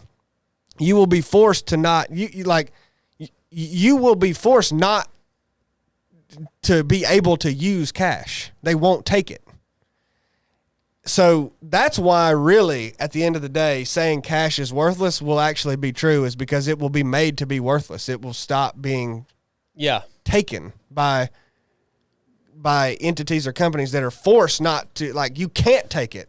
And the strong arm of the government will come down and say you can't take it, and people will abide. That's why cash is going to ultimately be worthless. Yeah. And it's actually pretty simple. It's real simple. Pretty simple to see that scenario. Yeah, I think that's a more likely scenario for a far more likely and realistic scenario for cash becoming worthless. That's how it than the whole apocalyptic collapse and Joe Dirt down there won't take your cash for his beans. Yeah, because your cash is worthless in comparison to his beans. What Chili's saying is, I think, what is ultimately going to happen. But until that happens, there is nothing with the buying power of cash that exists. Agreed. It's so funny how many people make the statement that cash is worthless. And it's like, okay, buddy. Well, I can literally go out and prove you wrong right now. Like at this moment, I can go to the grocery store and prove you wrong. Like you are that is a fool would say that statement. Like, so yeah, I think that's the more likely scenario, what you're talking about. I've never heard anybody say that has a lot of cash, by the way. Yes. Nobody has ever said that cash is worthless that has any appreciable amount of it. Well, that is a stupid statement to make. 100% it is. I mean, it literally is. It makes zero sense. And what it all is based out of is a misunderstanding and misinformed opinion on how the economy even works in general. So at this point in time, like that we live in right now, you can go as far as to say that the American dollar is the most valuable, tangible thing that you could even put your hands on, period. Because you can take that anywhere in the world and spend it. Anywhere on the face of the globe and spend it. Yeah. Yeah. What else can you do that Nothing. with? There's nothing else that exists that you can do that with, that you can actually hold in your hands and is not tethered to some online false reality. If you had a bunch of gold and you wanted to, like, you think that's valuable, it's like, well, thank God I got this gold, it's valuable. Do you know how what you'd have to do to go and buy a steak from Publix? Trade it for cash. And then go to Publix. Yep. Tell me how cash is worthless right now. It's the craziest thing when you think about it. It's insane. Yeah. Okay. It really is. You got anything to add on this superfluous conversation, Blake? Nah. So, the reason it's fun to talk about these things. It's just pure fun. It's like watching Lord of the Rings. That's the kind of fun we're having right now. It's like playing pickleball. Fun. Yeah, it really is. It's just fun to talk about. Yeah. If you think for a minute that I'm actually concerned about any of this, I fooled you, buddy. Gotcha. I mean, if you think for a minute that I am actually legitimately concerned about any of this, I really fooled you. But I have a big imagination, and that's why I enjoy having these conversations. It's wonderful. It's just wonderful fun. It's really all it is. So, for all of you guys that are really legitimately concerned about all this and you're hoarding cash and gold and ammo and all this stuff, I want to remind you of something. You will be dead soon. Real soon. When's the last time you contemplated your mortality? We don't do that very often, do we? We just hoard all of our stuff thinking that this world is going to be, and we're going to be a part of this world for the rest of eternity. We forget that we're going to be dead soon. Chili, can you get your hands on a human skull? Yes. Okay. Well, I want a human skull. Well, I certainly can. Legally? Is it illegal to possess a human skull? Well, I don't know. Surely you can get one. Oh, you can get one. Corpsewood Manor had one. They had two of them, a baby skull too. No, I mean, what do you mean by legal? Well, I don't know. Is there a law against owning a human skull, Corn? Well, I don't know. I mean, technically. I'll look it up. Yeah, look it up, Well, Blake. no need for that, but. Because I want to get my hands on a human skull. I'm going to tell you why.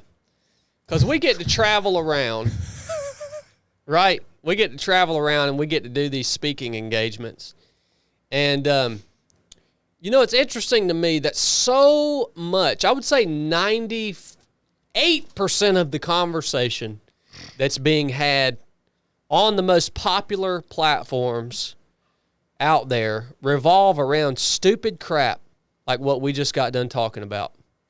They revolve around like you living your best life. We are just inundated with all of this stuff. And no, I'm not saying that it's all bad stuff. A lot of it can, maybe help you navigate this life that you're living and this and that.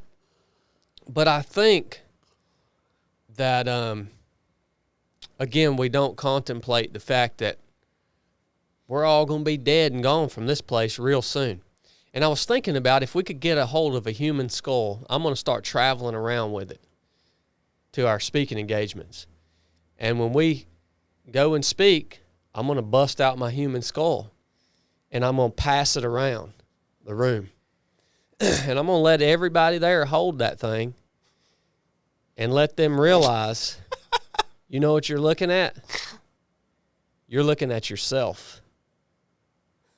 That's you, buddy. That's you real soon. Can you imagine that creep walking up to a speaking engagement with his suit on and a human skull in his pocket? Now what would that do to shift your mindset leading into a conversation? What would it do if you were holding a human skull and contemplating the fact that you're looking at yourself? That might change what you want to talk about, what you want to hear. That might shift your perspective on what's important about the conversation that we're about to have right now. That might make all the things that you thought you really needed and that you really wanted to learn and to hear, and that might make all of those things still be good things, but it might make them way more insignificant than the one thing. I've just thought that might be a good exercise. Well, I bet it would. You can't. It is okay to have human bones. There's 3 states that have restrictions. That's Louisiana, Tennessee, and Georgia. Well, there you go. Dang. We're going to move to Alabama. Yeah. I actually found one on here for sale for $2,000 female skull. You found one for sale? Yeah, here's another one from India for $1,800. Them Indians are always selling their skulls, man. Chad would freaking buy it too with all his cash. This one's got 22 teeth. It lost some antemortem, possible broken nasal bone, otherwise nice condition. It lost them after death? Probably rattled loose. So, well, Chad, you could just get a fake human skull. Yeah, a replica. It wouldn't have the same impact. You want it to stink. No, I don't. I guarantee you they could make one that was show enough, like right there, like, whoa, this might be real. Yeah, but I don't want to have to tell the people that this is a replica. I want to say this is you. This is a real human skull. Well, don't tell them anything. Just say, I'm going to pass this around. Just know this is you. Blake, buy me one of those skulls while we're on Skulls. Have it shipped to Cornelius Esquire III over in Huntsville, Alabama. Yeah. Well, let me ask you. How would that influence? How do you think that exercise would influence the audience that you have before you prior to the presentation of the gospel of Christ and the gift of eternal life? Do you think that exercise would have an impact? Yeah. I know it would on me. Yeah. I believe it would shift, just like we was talking, the value of money. Like, I think you would say, all right, here's what's valuable. 100%. Well, do you think, I guess you like illustrations and examples. I mean, do you think you have to have a authentic human skull, a authentic adult cranium to pass around to create that feeling in people, or can you just? It's just my style, man. Can you maybe say, well, consider that you're gonna die, and then carry on? It's just not. I just don't feel like it would be as impactful if you actually were beholding and contemplating the fact that this skull was you. Well, I've thought about that in a few that short years before. Like, if you go to an open casket funeral, and you see the dude or lady, whatever, laying there, like, you're just a numrod if you don't think like, well, that could be me. Yeah, but it's all, and even that, I see what you're saying, Blake, but even that, it's all dressed up. The dead don't even look like the dead. We don't behold death anymore. That's why we never contemplate our morality. We never contemplate the fact that we are going to die because we very rarely behold death. I mean, here in America, there are people that go their entire lifetime and never behold the ugliness of death and the reality of death. Their whole freaking life, man. Yeah, as soon as someone dies, you call someone, hey, come get this joker out of here because he's dead. Well, usually they don't even do that. They die in the hospital. Yeah. Well, have you, maybe this is getting sidetracked, but have you also noticed, I ain't talking about when they dress them up and embalm them and do all the stuff to them. Isn't that silly? Yeah. Isn't that so silly? Well, I don't really. What a silly, stupid tradition. Well, I don't know why we do open caskets anyway. I mean, you can behold it in due time, but I'm not just going to leave you out laying for days, especially when y'all dressed up. Let's just cover you up, put some dirt on you. But anyhow, not aside from the makeup and the embalming, it's not the person you're seeing anymore. Have you ever considered that? Like, it don't feel like looking at, I mean, people that I've been in my family that I've looked at, like, it ain't them. Right. It slap ain't. It's their body that is not them. Yeah. It's weird to me. I've had a few instances of that, and every time it's this same feeling of like, I can recognize this person, but I am not looking at fill in the blank name. I'm looking at something that they inhabited. It's really odd. Yeah. I mean, it strikes me every single time. But anyway. Well, are you going to get me one of them skulls, Blake? Probably not. I might get you one and deceive you. Get a nice fake one. Be a and good just tell tax you write-off, man. Tell you it's real. I didn't know you could buy them off the internet. I want corn to have a big cane with a skull on the top of it as an orb. A monkey You skull. can get it from the bone room. Ain't that wild, man? You can order one off the internet. Yeah, I never would have thought that. Where could you order the human one? The bone room. Oh, That is something else. $2,000. that's probably a scam. Could be. Well, in light of our contemplation of our morality, or mortality, not morality, but our mortality, I do want to challenge you with something that is of legitimate importance. And that is the question, is God in his proper place in your life? Because here we come with something that is important and essential. And I want to share with you a short prayer that was written by A.W. Tozer in his book, The Pursuit of God. And I want to ask you to consider, is this the way that you might pray sometimes? O God, be thou exalted over my possessions. Nothing of earth's treasures shall seem dear unto me if only thou art glorified in my life. Be thou exalted over my friendships. I am determined that thou shall be above all. Though I must stand deserted and alone in the midst of the earth, be thou exalted above my comforts. Though it mean the loss of bodily comforts and the carrying of a heavy cross, I shall keep my vow made this day before thee. Be thou exalted over my reputation. Make me ambitious to please thee, even if, as a result, I must sink into the obscurity and my name be forgotten as a dream. Rise, O Lord, into thy proper place of honor, above my ambitions, above my likes and dislikes, above my family, my health, and even my life itself. Let me decrease that thou mayest increase. Let me sink that thou mayest rise above.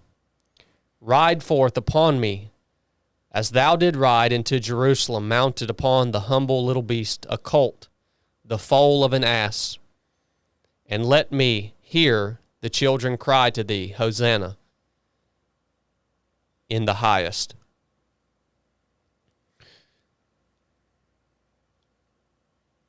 That is, in my opinion, one doozy of a prayer right there. And I want to ask you and challenge you to reflect upon your life and ask yourself, is the Lord God exalted over your possessions, your reputation? Is he exalted over your friendships, your comforts? Is he exalted over your ambitions? Is he exalted over your health? Ooh, that's a big one. That's a big one right there. Is he exalted over your likes and dislikes? Your relationships? If he's not, then he hasn't taken his proper place in your life. I don't know, that was a challenging thing for me to read. So it's so rare that maybe never you've prayed in that manner. And how many times are our prayers just filled with these requests? And not that the Lord doesn't want to know your needs in this life, and he doesn't want you, it's not that he doesn't want you to cry out to him and all that stuff. But how often do we simply take the time to reflect and then pray to the Lord God that he be exalted over all things in our lives, in this world, in heaven, even exalted over all things pertaining to ourselves, our own bodies, likes, dislikes, our own health even. I say health is a big one because we as a society, we worship our health. I mean, we worship it, man. With these freaking, dude, these all the information that's out there, all the people that are just bound to these doctors, man. We worship our health as if we're going to live forever. I'm not saying you shouldn't be healthy, but Lord knows we as a society have exalted our health above the Lord God. I think that's fairly obvious. I want to read you one scripture from Isaiah, and then I'll get any input that you guys have, and then we can call it a day. What's happening in our country? You know, it's when you read the Old Testament in the Bible, you can read a lot, and you can maybe not understand why it's in there. But when we read the Old Testament, we can learn a lot about the nature of God, essentially his personality, if you would say. Don't know if that's the right word. But you can read also a lot about how the Lord God has dealt with a nation or a people who have decided to turn against him or to turn their back on him. So if you want to understand more about what's happening in America, you should look back on or the West, period. Not just America, but I would say the West as a whole. If you want to have a deeper understanding of why things are the way they are, maybe you should go back and read in the Old Testament about how God dealt with the nation of Israel when they decided to turn their back on him. Because it'll show you how he deals with nations who abandon the knowledge of him.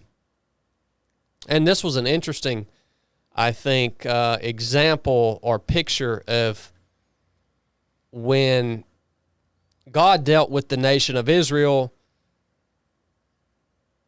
when they had turned their back on him one of the many times, and the judgment that was pronounced on that nation through the prophet Isaiah. And it presented a very interesting picture of our nation, or the West in general right now. It says, this is Isaiah chapter 3, "For behold, the Lord of hosts, does take away from Jerusalem and from Judah the stay and the staff, the whole stay of bread and the whole stay of water, the mighty man and the man of war. He's taken them away. The judge and the prophet and the prudent and the elder. He's taken them all away. In verse 3, the captain of 50, the honorable man, the counselor, and the cunning artificer and the elegant orator. And I will give children to be their princes, and babes shall rule over them.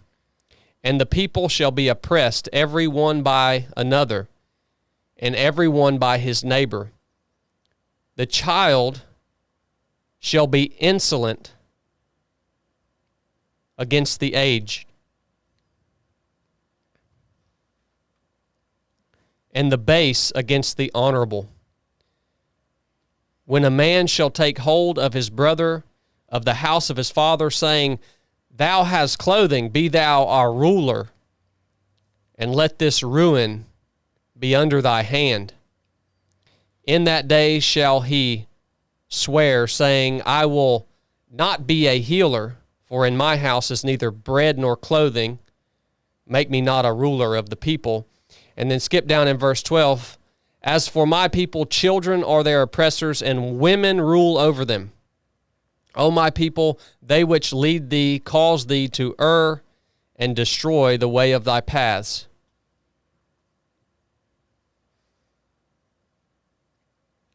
So if you're wondering what's going on in most of the modern world today,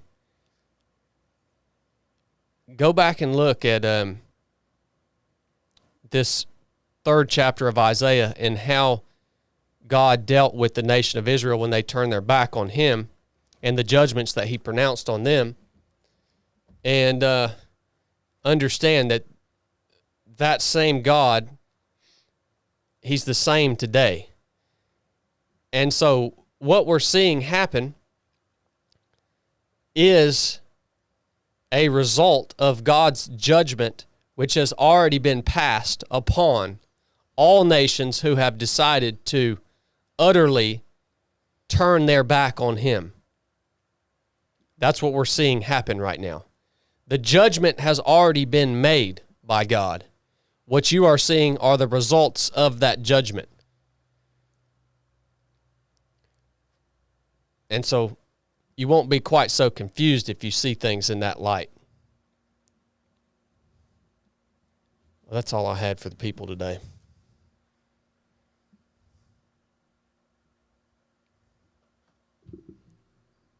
What the crap, you wet dish rags? Exalted, placed at a high and or powerful regard. Yeah. You know, are you submitting everything before God, under God? Yep. I fight with that all the time. All the time. Mm-hmm. That's what stuck out to me, was exalted. Yeah, it stuck out to me too. What about you, Blake? Well, I think we see this all the time, that the issue is that we interpret God's love for us through our circumstances. So we say, if we're not healthy, then God must not love us, or he must be mad at me. If I'm not getting the promotions I want at work, then God must not love me. Or, fill it in with whatever you want, whatever your desire is. And then they're basically saying, well, God's love is not, his love and his actions, thousands of years ago, was not sufficient enough to show his love for me. I need him to make my life good right now. I need promotions and Jesus. And, I need good health and Jesus. Just Jesus alone is not enough. And so that means simply that you're putting those things, like, they must be met. Like, yeah, Jesus has got to be there, but I also got to have these other things. But if I don't have them both, then it's just not going to cut it. And so, I think honestly, all of us could look at ourselves and probably think of something that, that we're feeling that way to a degree about. I think maybe not, but I would say probably likely so. And, that's what stood out to me. I have been that person before, and I think we all still are to a degree, whether we realize it or not. We will if we seek to see those things in ourselves. But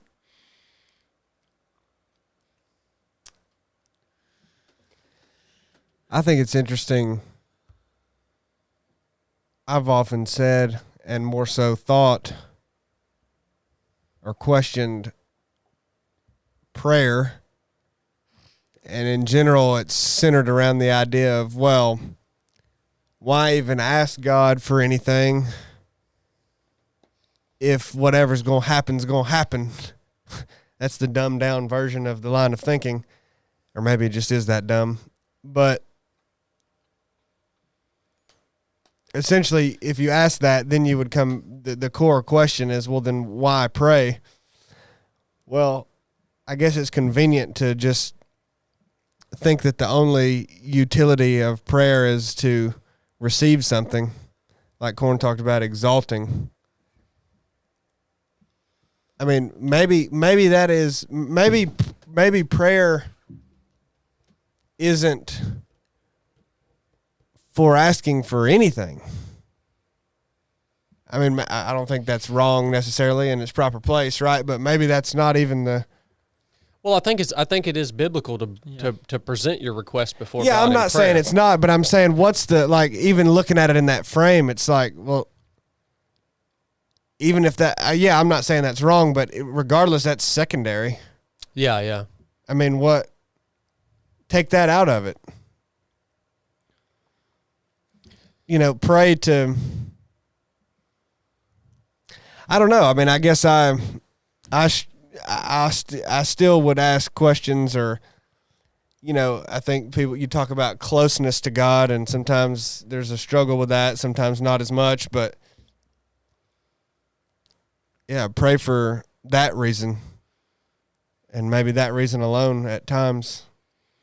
Yeah, I think God just desires, it's, much as you hear it, maybe cliche as it sounds, but really just the relationship aspect of things. And he designed us to want relationship. Most people want companion. That's why even people that say they don't like people, that's why they get dogs, because they want a companion. Like, they want.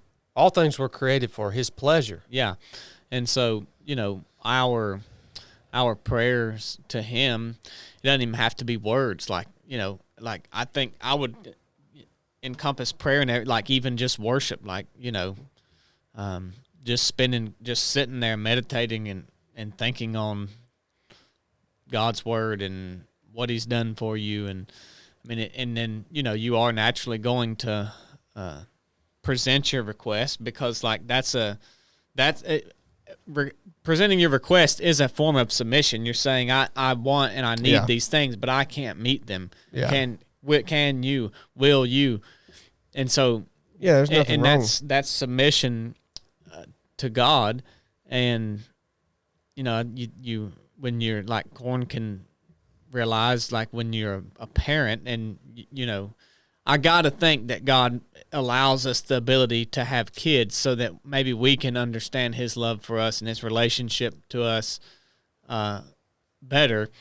And like, what your kid needs, like, he needs food, water, he needs love, but how much more does it joy you when your kid comes up and he like wants to spend time with you, or she, or, or they want you to come lay down in bed with them and put them to sleep and read them a story. Like, they need those things, and they want them, but how much more does it pleasure you for them to come to you and ask those things? And, I think even if you don't have kids, you can understand that, but you actually feel it when you do have kids. Like, you always probably understand it, but you actually feel it, and it makes a little more sense. Like, well, that's what, I don't know, but you think like that's what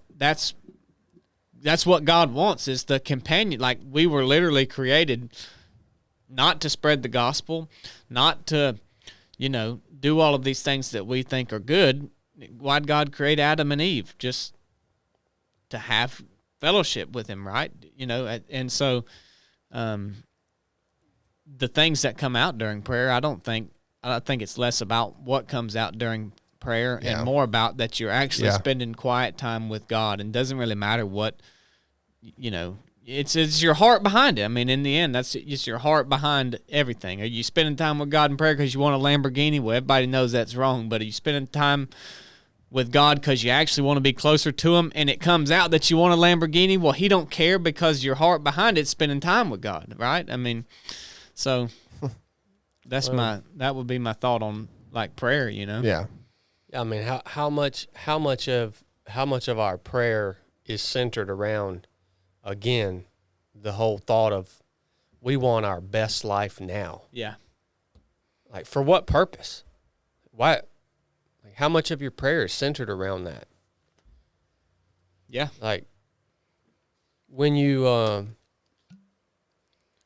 consider that you're along the same context of contemplating your morality or your mortality, when you really your problem is not that all of our problems, it's not that we don't know that we are weak. It's that we don't know how weak we really are. Yeah. We don't know how weak and fragile and just incapable we really are. Yeah. We don't know that, man. We just don't contemplate that. And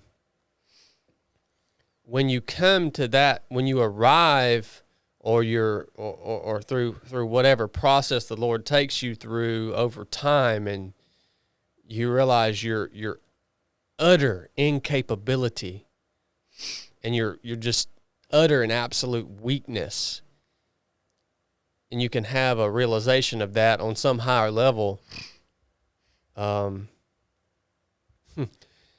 you know, it shifts your perspective in crying out to God from, God, let me present these requests before you so I can have my best life now. It shifts to just coming to God, and like there's really nothing more to be said than, oh Lord, help us in everything. Like, help us. We are utterly incapable, infallible, and weak in all aspects. It's hard to think about weakness as a gift from God, but I believe it really is. I believe weakness is a gift. Well, certainly the recognition of it is. Yeah. Yeah. All right. We got any super chats, Blake? Yeah, we had quite a few. Let's start working through those. Gosh, this has been a long podcast. How long has this podcast been? 2 hours, 5 minutes right now. Good night. So we had James Wright at the $1.99. Chili's a numb rod. A numb rod? Whoa. We had Davis Weingart Thank you, James. coming in at $99.99. Dang, Davis. $99.99. Yeah. Whoa. Thank you for that generous super chat, Davis. Lord, Davis. We had Davis Weingart coming in at 99 cents after that. There you There go. we go again. Look, I'm too exhausted to yell at you guys today. We had Little Virgil coming at 99 cents. He'd send a little beach thing with I the love Little umbrella. Virgil. I there. love him. Yeah. So had that. I needed that. We had Chili Jr. coming in at $9.99. He said, "Hey Chad, Dad has been talking crap about you behind your back. He called you a lazy fat turd. Also, we still out of Fruity Pebbles." Well, Chili Jr., man, he must have had a good allowance this week coming in at $9.99. I'm gonna beat man. him like a Memphis trick when we get home. We had Marty Bingham come You ever in. been beat like a Memphis trick, Chili Jr.? Because you about to. Stay on the path, Chili Jr. Stay on the path.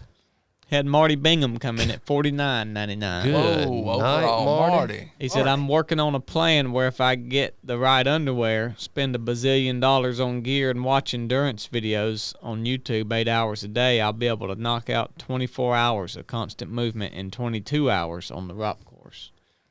In 22 hours. That's a pretty good training. That's a pretty good goal to have, Marty. He just bought a Don't Die in the Chair shirt. He's about to lose time, did he? Yeah, he did. Well, let me give you a tip, Marty. No underwear.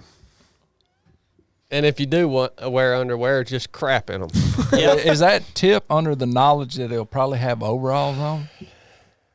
Well, if he's got That's a good overalls. point. You know he's going to have his denim overalls on. God, I hope he does. I mean, he's got to. He will be the first ever to Bet you complete, don't. to complete got the rock to. course in overalls. Yeah. I'd love that, Marty. Oh, Marty will have his overalls on. He'll have them, yeah. He'll have them at least to put on once he's done. I think he'll wear them during the rock course. That'd be legendary, I'll tell you that. We had Kiefer Hansen come in at $4.99. Kiefer.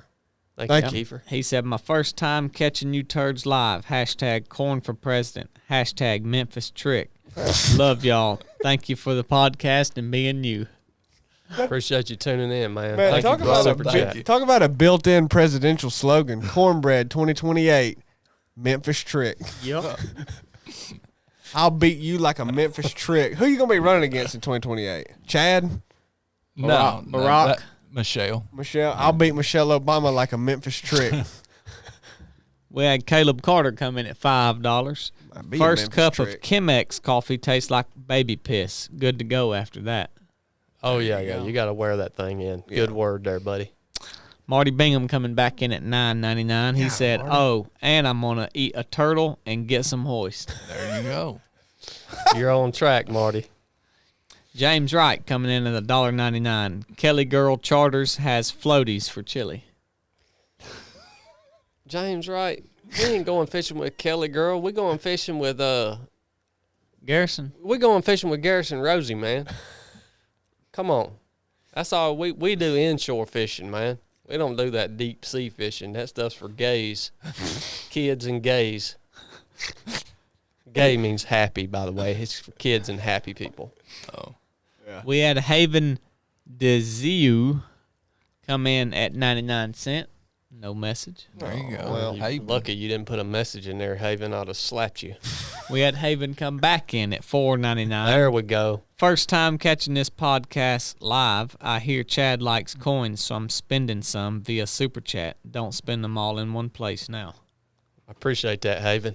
We had Haven come back in at 99 cents. Oh, And then we had Haven come back in at 99 cents. dang, Haven.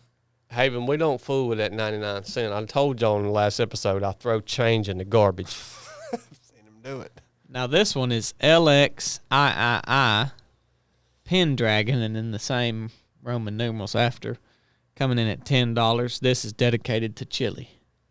There you Hey, go. Chili. Well, thank you. LX. LXII Pendragon. Thank you. We'll give that to you after the You got show. a fan out there, Chili. How much is it? 10. Well, dang. Well, I ain't- That'll buy Chili Jr. a big box of Fruity Well, Pebbles. no, after taxes, that's only about $3. True. I'm Yeah, not worth you're that. right. You're right. But thank you. Daggum. We had Haven come back in at 99 cents. Haven, you're starting to flare me up, brother. We had the Millstone Project come in at $4.99. Chad, I hope you enjoyed the beard oil. Currently training for a 10-mile run. Hope to be running further in the next year.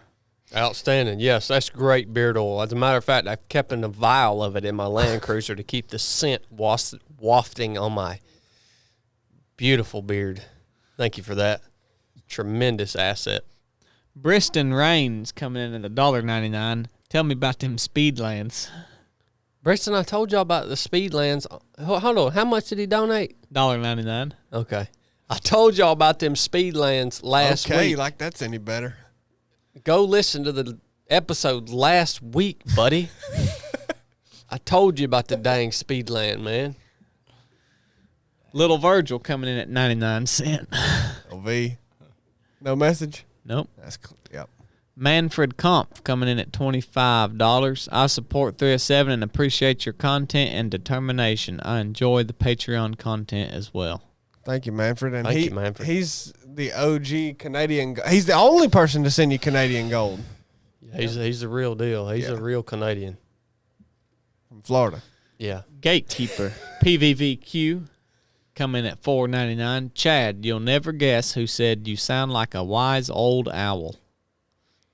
And he doesn't tell us who said that, but you'll never guess it. Well, I do like owls, Gatekeeper. Bigfoot is real, coming in at $4.99. What's up, Chad and CB? You boys thought you could find me. Well, joke's on you. Here's $4.99. Times are a little tough for Bigfoot right now. Yeah, I'll tell you what, Bigfoot, we're going to freaking kill you one day. Just wait and see. Yeah, you might You be. hide and watch, son. Yeah, you might be surprised, Bigfoot. You didn't think about that, Hide did you? and watch. Then we're taking your cash. Yep. We had little Virgil coming in $1.99. He put the microphone emoji. Thank you, LV. Thank you. Good to see you again, LV. Manfred Comp coming back in at $20. Without freedom of thought, there can be no such thing as wisdom, no such thing as public liberty without freedom of speech. Benjamin Franklin. I like it, Manfred. Good word, man. Bearded Red Double Alt coming in at $10. Bearded Corn, Red. I see you working hard, man. Keep it up. Also, 16-inch barrels over 14.5. If you want shorter, it's better to be because you're using a suppressor, a noise-canceling device. Yeah, don't say that word. Love the podcast. Stay present, guys. God bless. God bless you too, Thank brother. Thank you, brother. He come back in at $5. Water, food, ammo, and meds. That's what most people will need item-wise, but you ain't getting nowhere without a team. Buying to communities, not gold or Bitcoin. Yeah, that's a good word, man. Yep. Mark Stoddard, $4.99. God changing people through you folks at 3 of 7. Have a blessed weekend. Thank you, Mark. You too, man. Clock and Floor coming in at $1.99. Cunningly placed diversion, also known as decoy. Thank you, Clock and Floor. Gatekeeper coming back in at $4.99. You never see the Brinks trucks dropping money off. They only make pickups. Where's all the cash going? Yeah. Probably going to Cornbread's house. I'm going to the Ukraine. James Wright coming in at $1.99. Still love Chili even though he can't fish. Chili wants to fish. Then Man, he's on you about this fishing, man. He wants to go fish. It's just Then a pipe dream. he come back in at $1.99 and said, "Take me along and present me as death." Good word. We got to come up with a nickname for James. He's got a few Grizz, Poppy. I call him Pipe Dream. Barrel chest. Garrick coming in at 11. Garrick 11. That's his name. Coming in at $49.99. Good night. I'm with Chili. Even a fake skull will make a huge impact on people. I remembered the impact the clock exercise that James Ward had on me. It was huge because we all think we have time. All I can say is repent, pick up your cross, and follow Jesus. I like that, Garrick. Yeah, somebody send me one of them skulls. What's the P.O. box? 454 Rome, Georgia, 30162. P.O. Box 454. Somebody send me a dang skull. I want it by next week. Priority mail. Send it tonight. Little Virgil coming in at 99 cents. I want it by next week. LV? Yep. Thank you, LV. LV, thank you. Bless you. Thank you. Bearded Red Double Alt coming back in at $5. Said every time Blake chimes in, it's fire. Chad is blessed to have such a good brother. Keep at it, tech guy. There you go. Yeah. Muscled Up Runner Greer coming in at $9.99. John 15:5. God bless y'all. Love y'all. Such a powerful message today. If I don't put you on your knees, I don't know. Thank you, Steve. Appreciate you, muscled up runner. Thank you, brother. Justin Milford coming in at $20. Boys, my softball team has gotten away from our standard. As a coach, I had to sit back and let them fail. I'm back in my role. I reminded them while we bear the cross on our uniforms, how should I deliver the creed? Hey, man, just step up there and give it to them, Justin. Step up there and give it to them, man. Get them fired up. And live it out. Yeah, live it out and explain what what it is, what it's for. That's right. Little Virgil coming back in at 99 cents with the rainbow emoji. LV. I've had enough of you, LV. Jack McMullen coming in at $4.99. Whoa. This is Chad Jr. Chili Jr. can eat dirt. Chad is the dad. Appreciate that, Bubba. Appreciate that, Bubba. You've been gone a long time. It's about time you joined in on the conversation. Dr. Phil's eyebrows coming in at $1.99. Phil McGraw. He said, "Oil up, gang." Oil up. Yep. Whoa. Yeah, I'll oil up your head, son. Stick it right up your butt.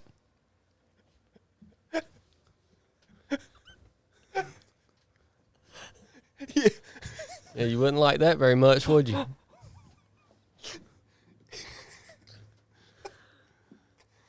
What was his name? Dr. Phil's eyebrows. Yeah, you wouldn't like that, would you, Dr. Phil's eyebrows? You ever had your head oiled up? Oh, your head up for you. Well, we had Haven come back in at 99 cents. When's the last time you got your head oiled up? Thank you, Haven. And then we had Gatekeeper come back in at $1.99. He said, "Hoo with the owl. Gatekeeper, you're freaking me out, dude. Then we had Trelia Park come in at $5. Love from Calhoun. There you go. Calhoun. Spider-Man hand. And then the last one, Thank you for that, buddy. we had Sparta come in at $2. Said, "What kind of skull do you want, boss?" I want a human skull. People's going to be out there I don't- digging up graves, Sparta, dude. when's the last time you had your head oiled up? And look, I don't want no darn Indian skull. I want a white man skull. They going to be out there digging Don't up graves. send me no daggone Indian skull or Mexicans Well, I'll or tell none you of right that. Now, if any of y'all go digging up some of my family and get that skull, I'm going to beat the brakes off of you. Period. Look, I don't care how they. First I'm going to oil your head up. I'm going to hold your head for you, and then I'm going to beat it. I don't care how they get it. Just send it to me. It better be cleaned up nice too. Look, I ain't got time. Sherbet Green just come in at 99 cents. You know, Sherbet, I was just talking about you the other day, man. I'll tell you what, Sherbet. If there ever was a large piece of freaking crap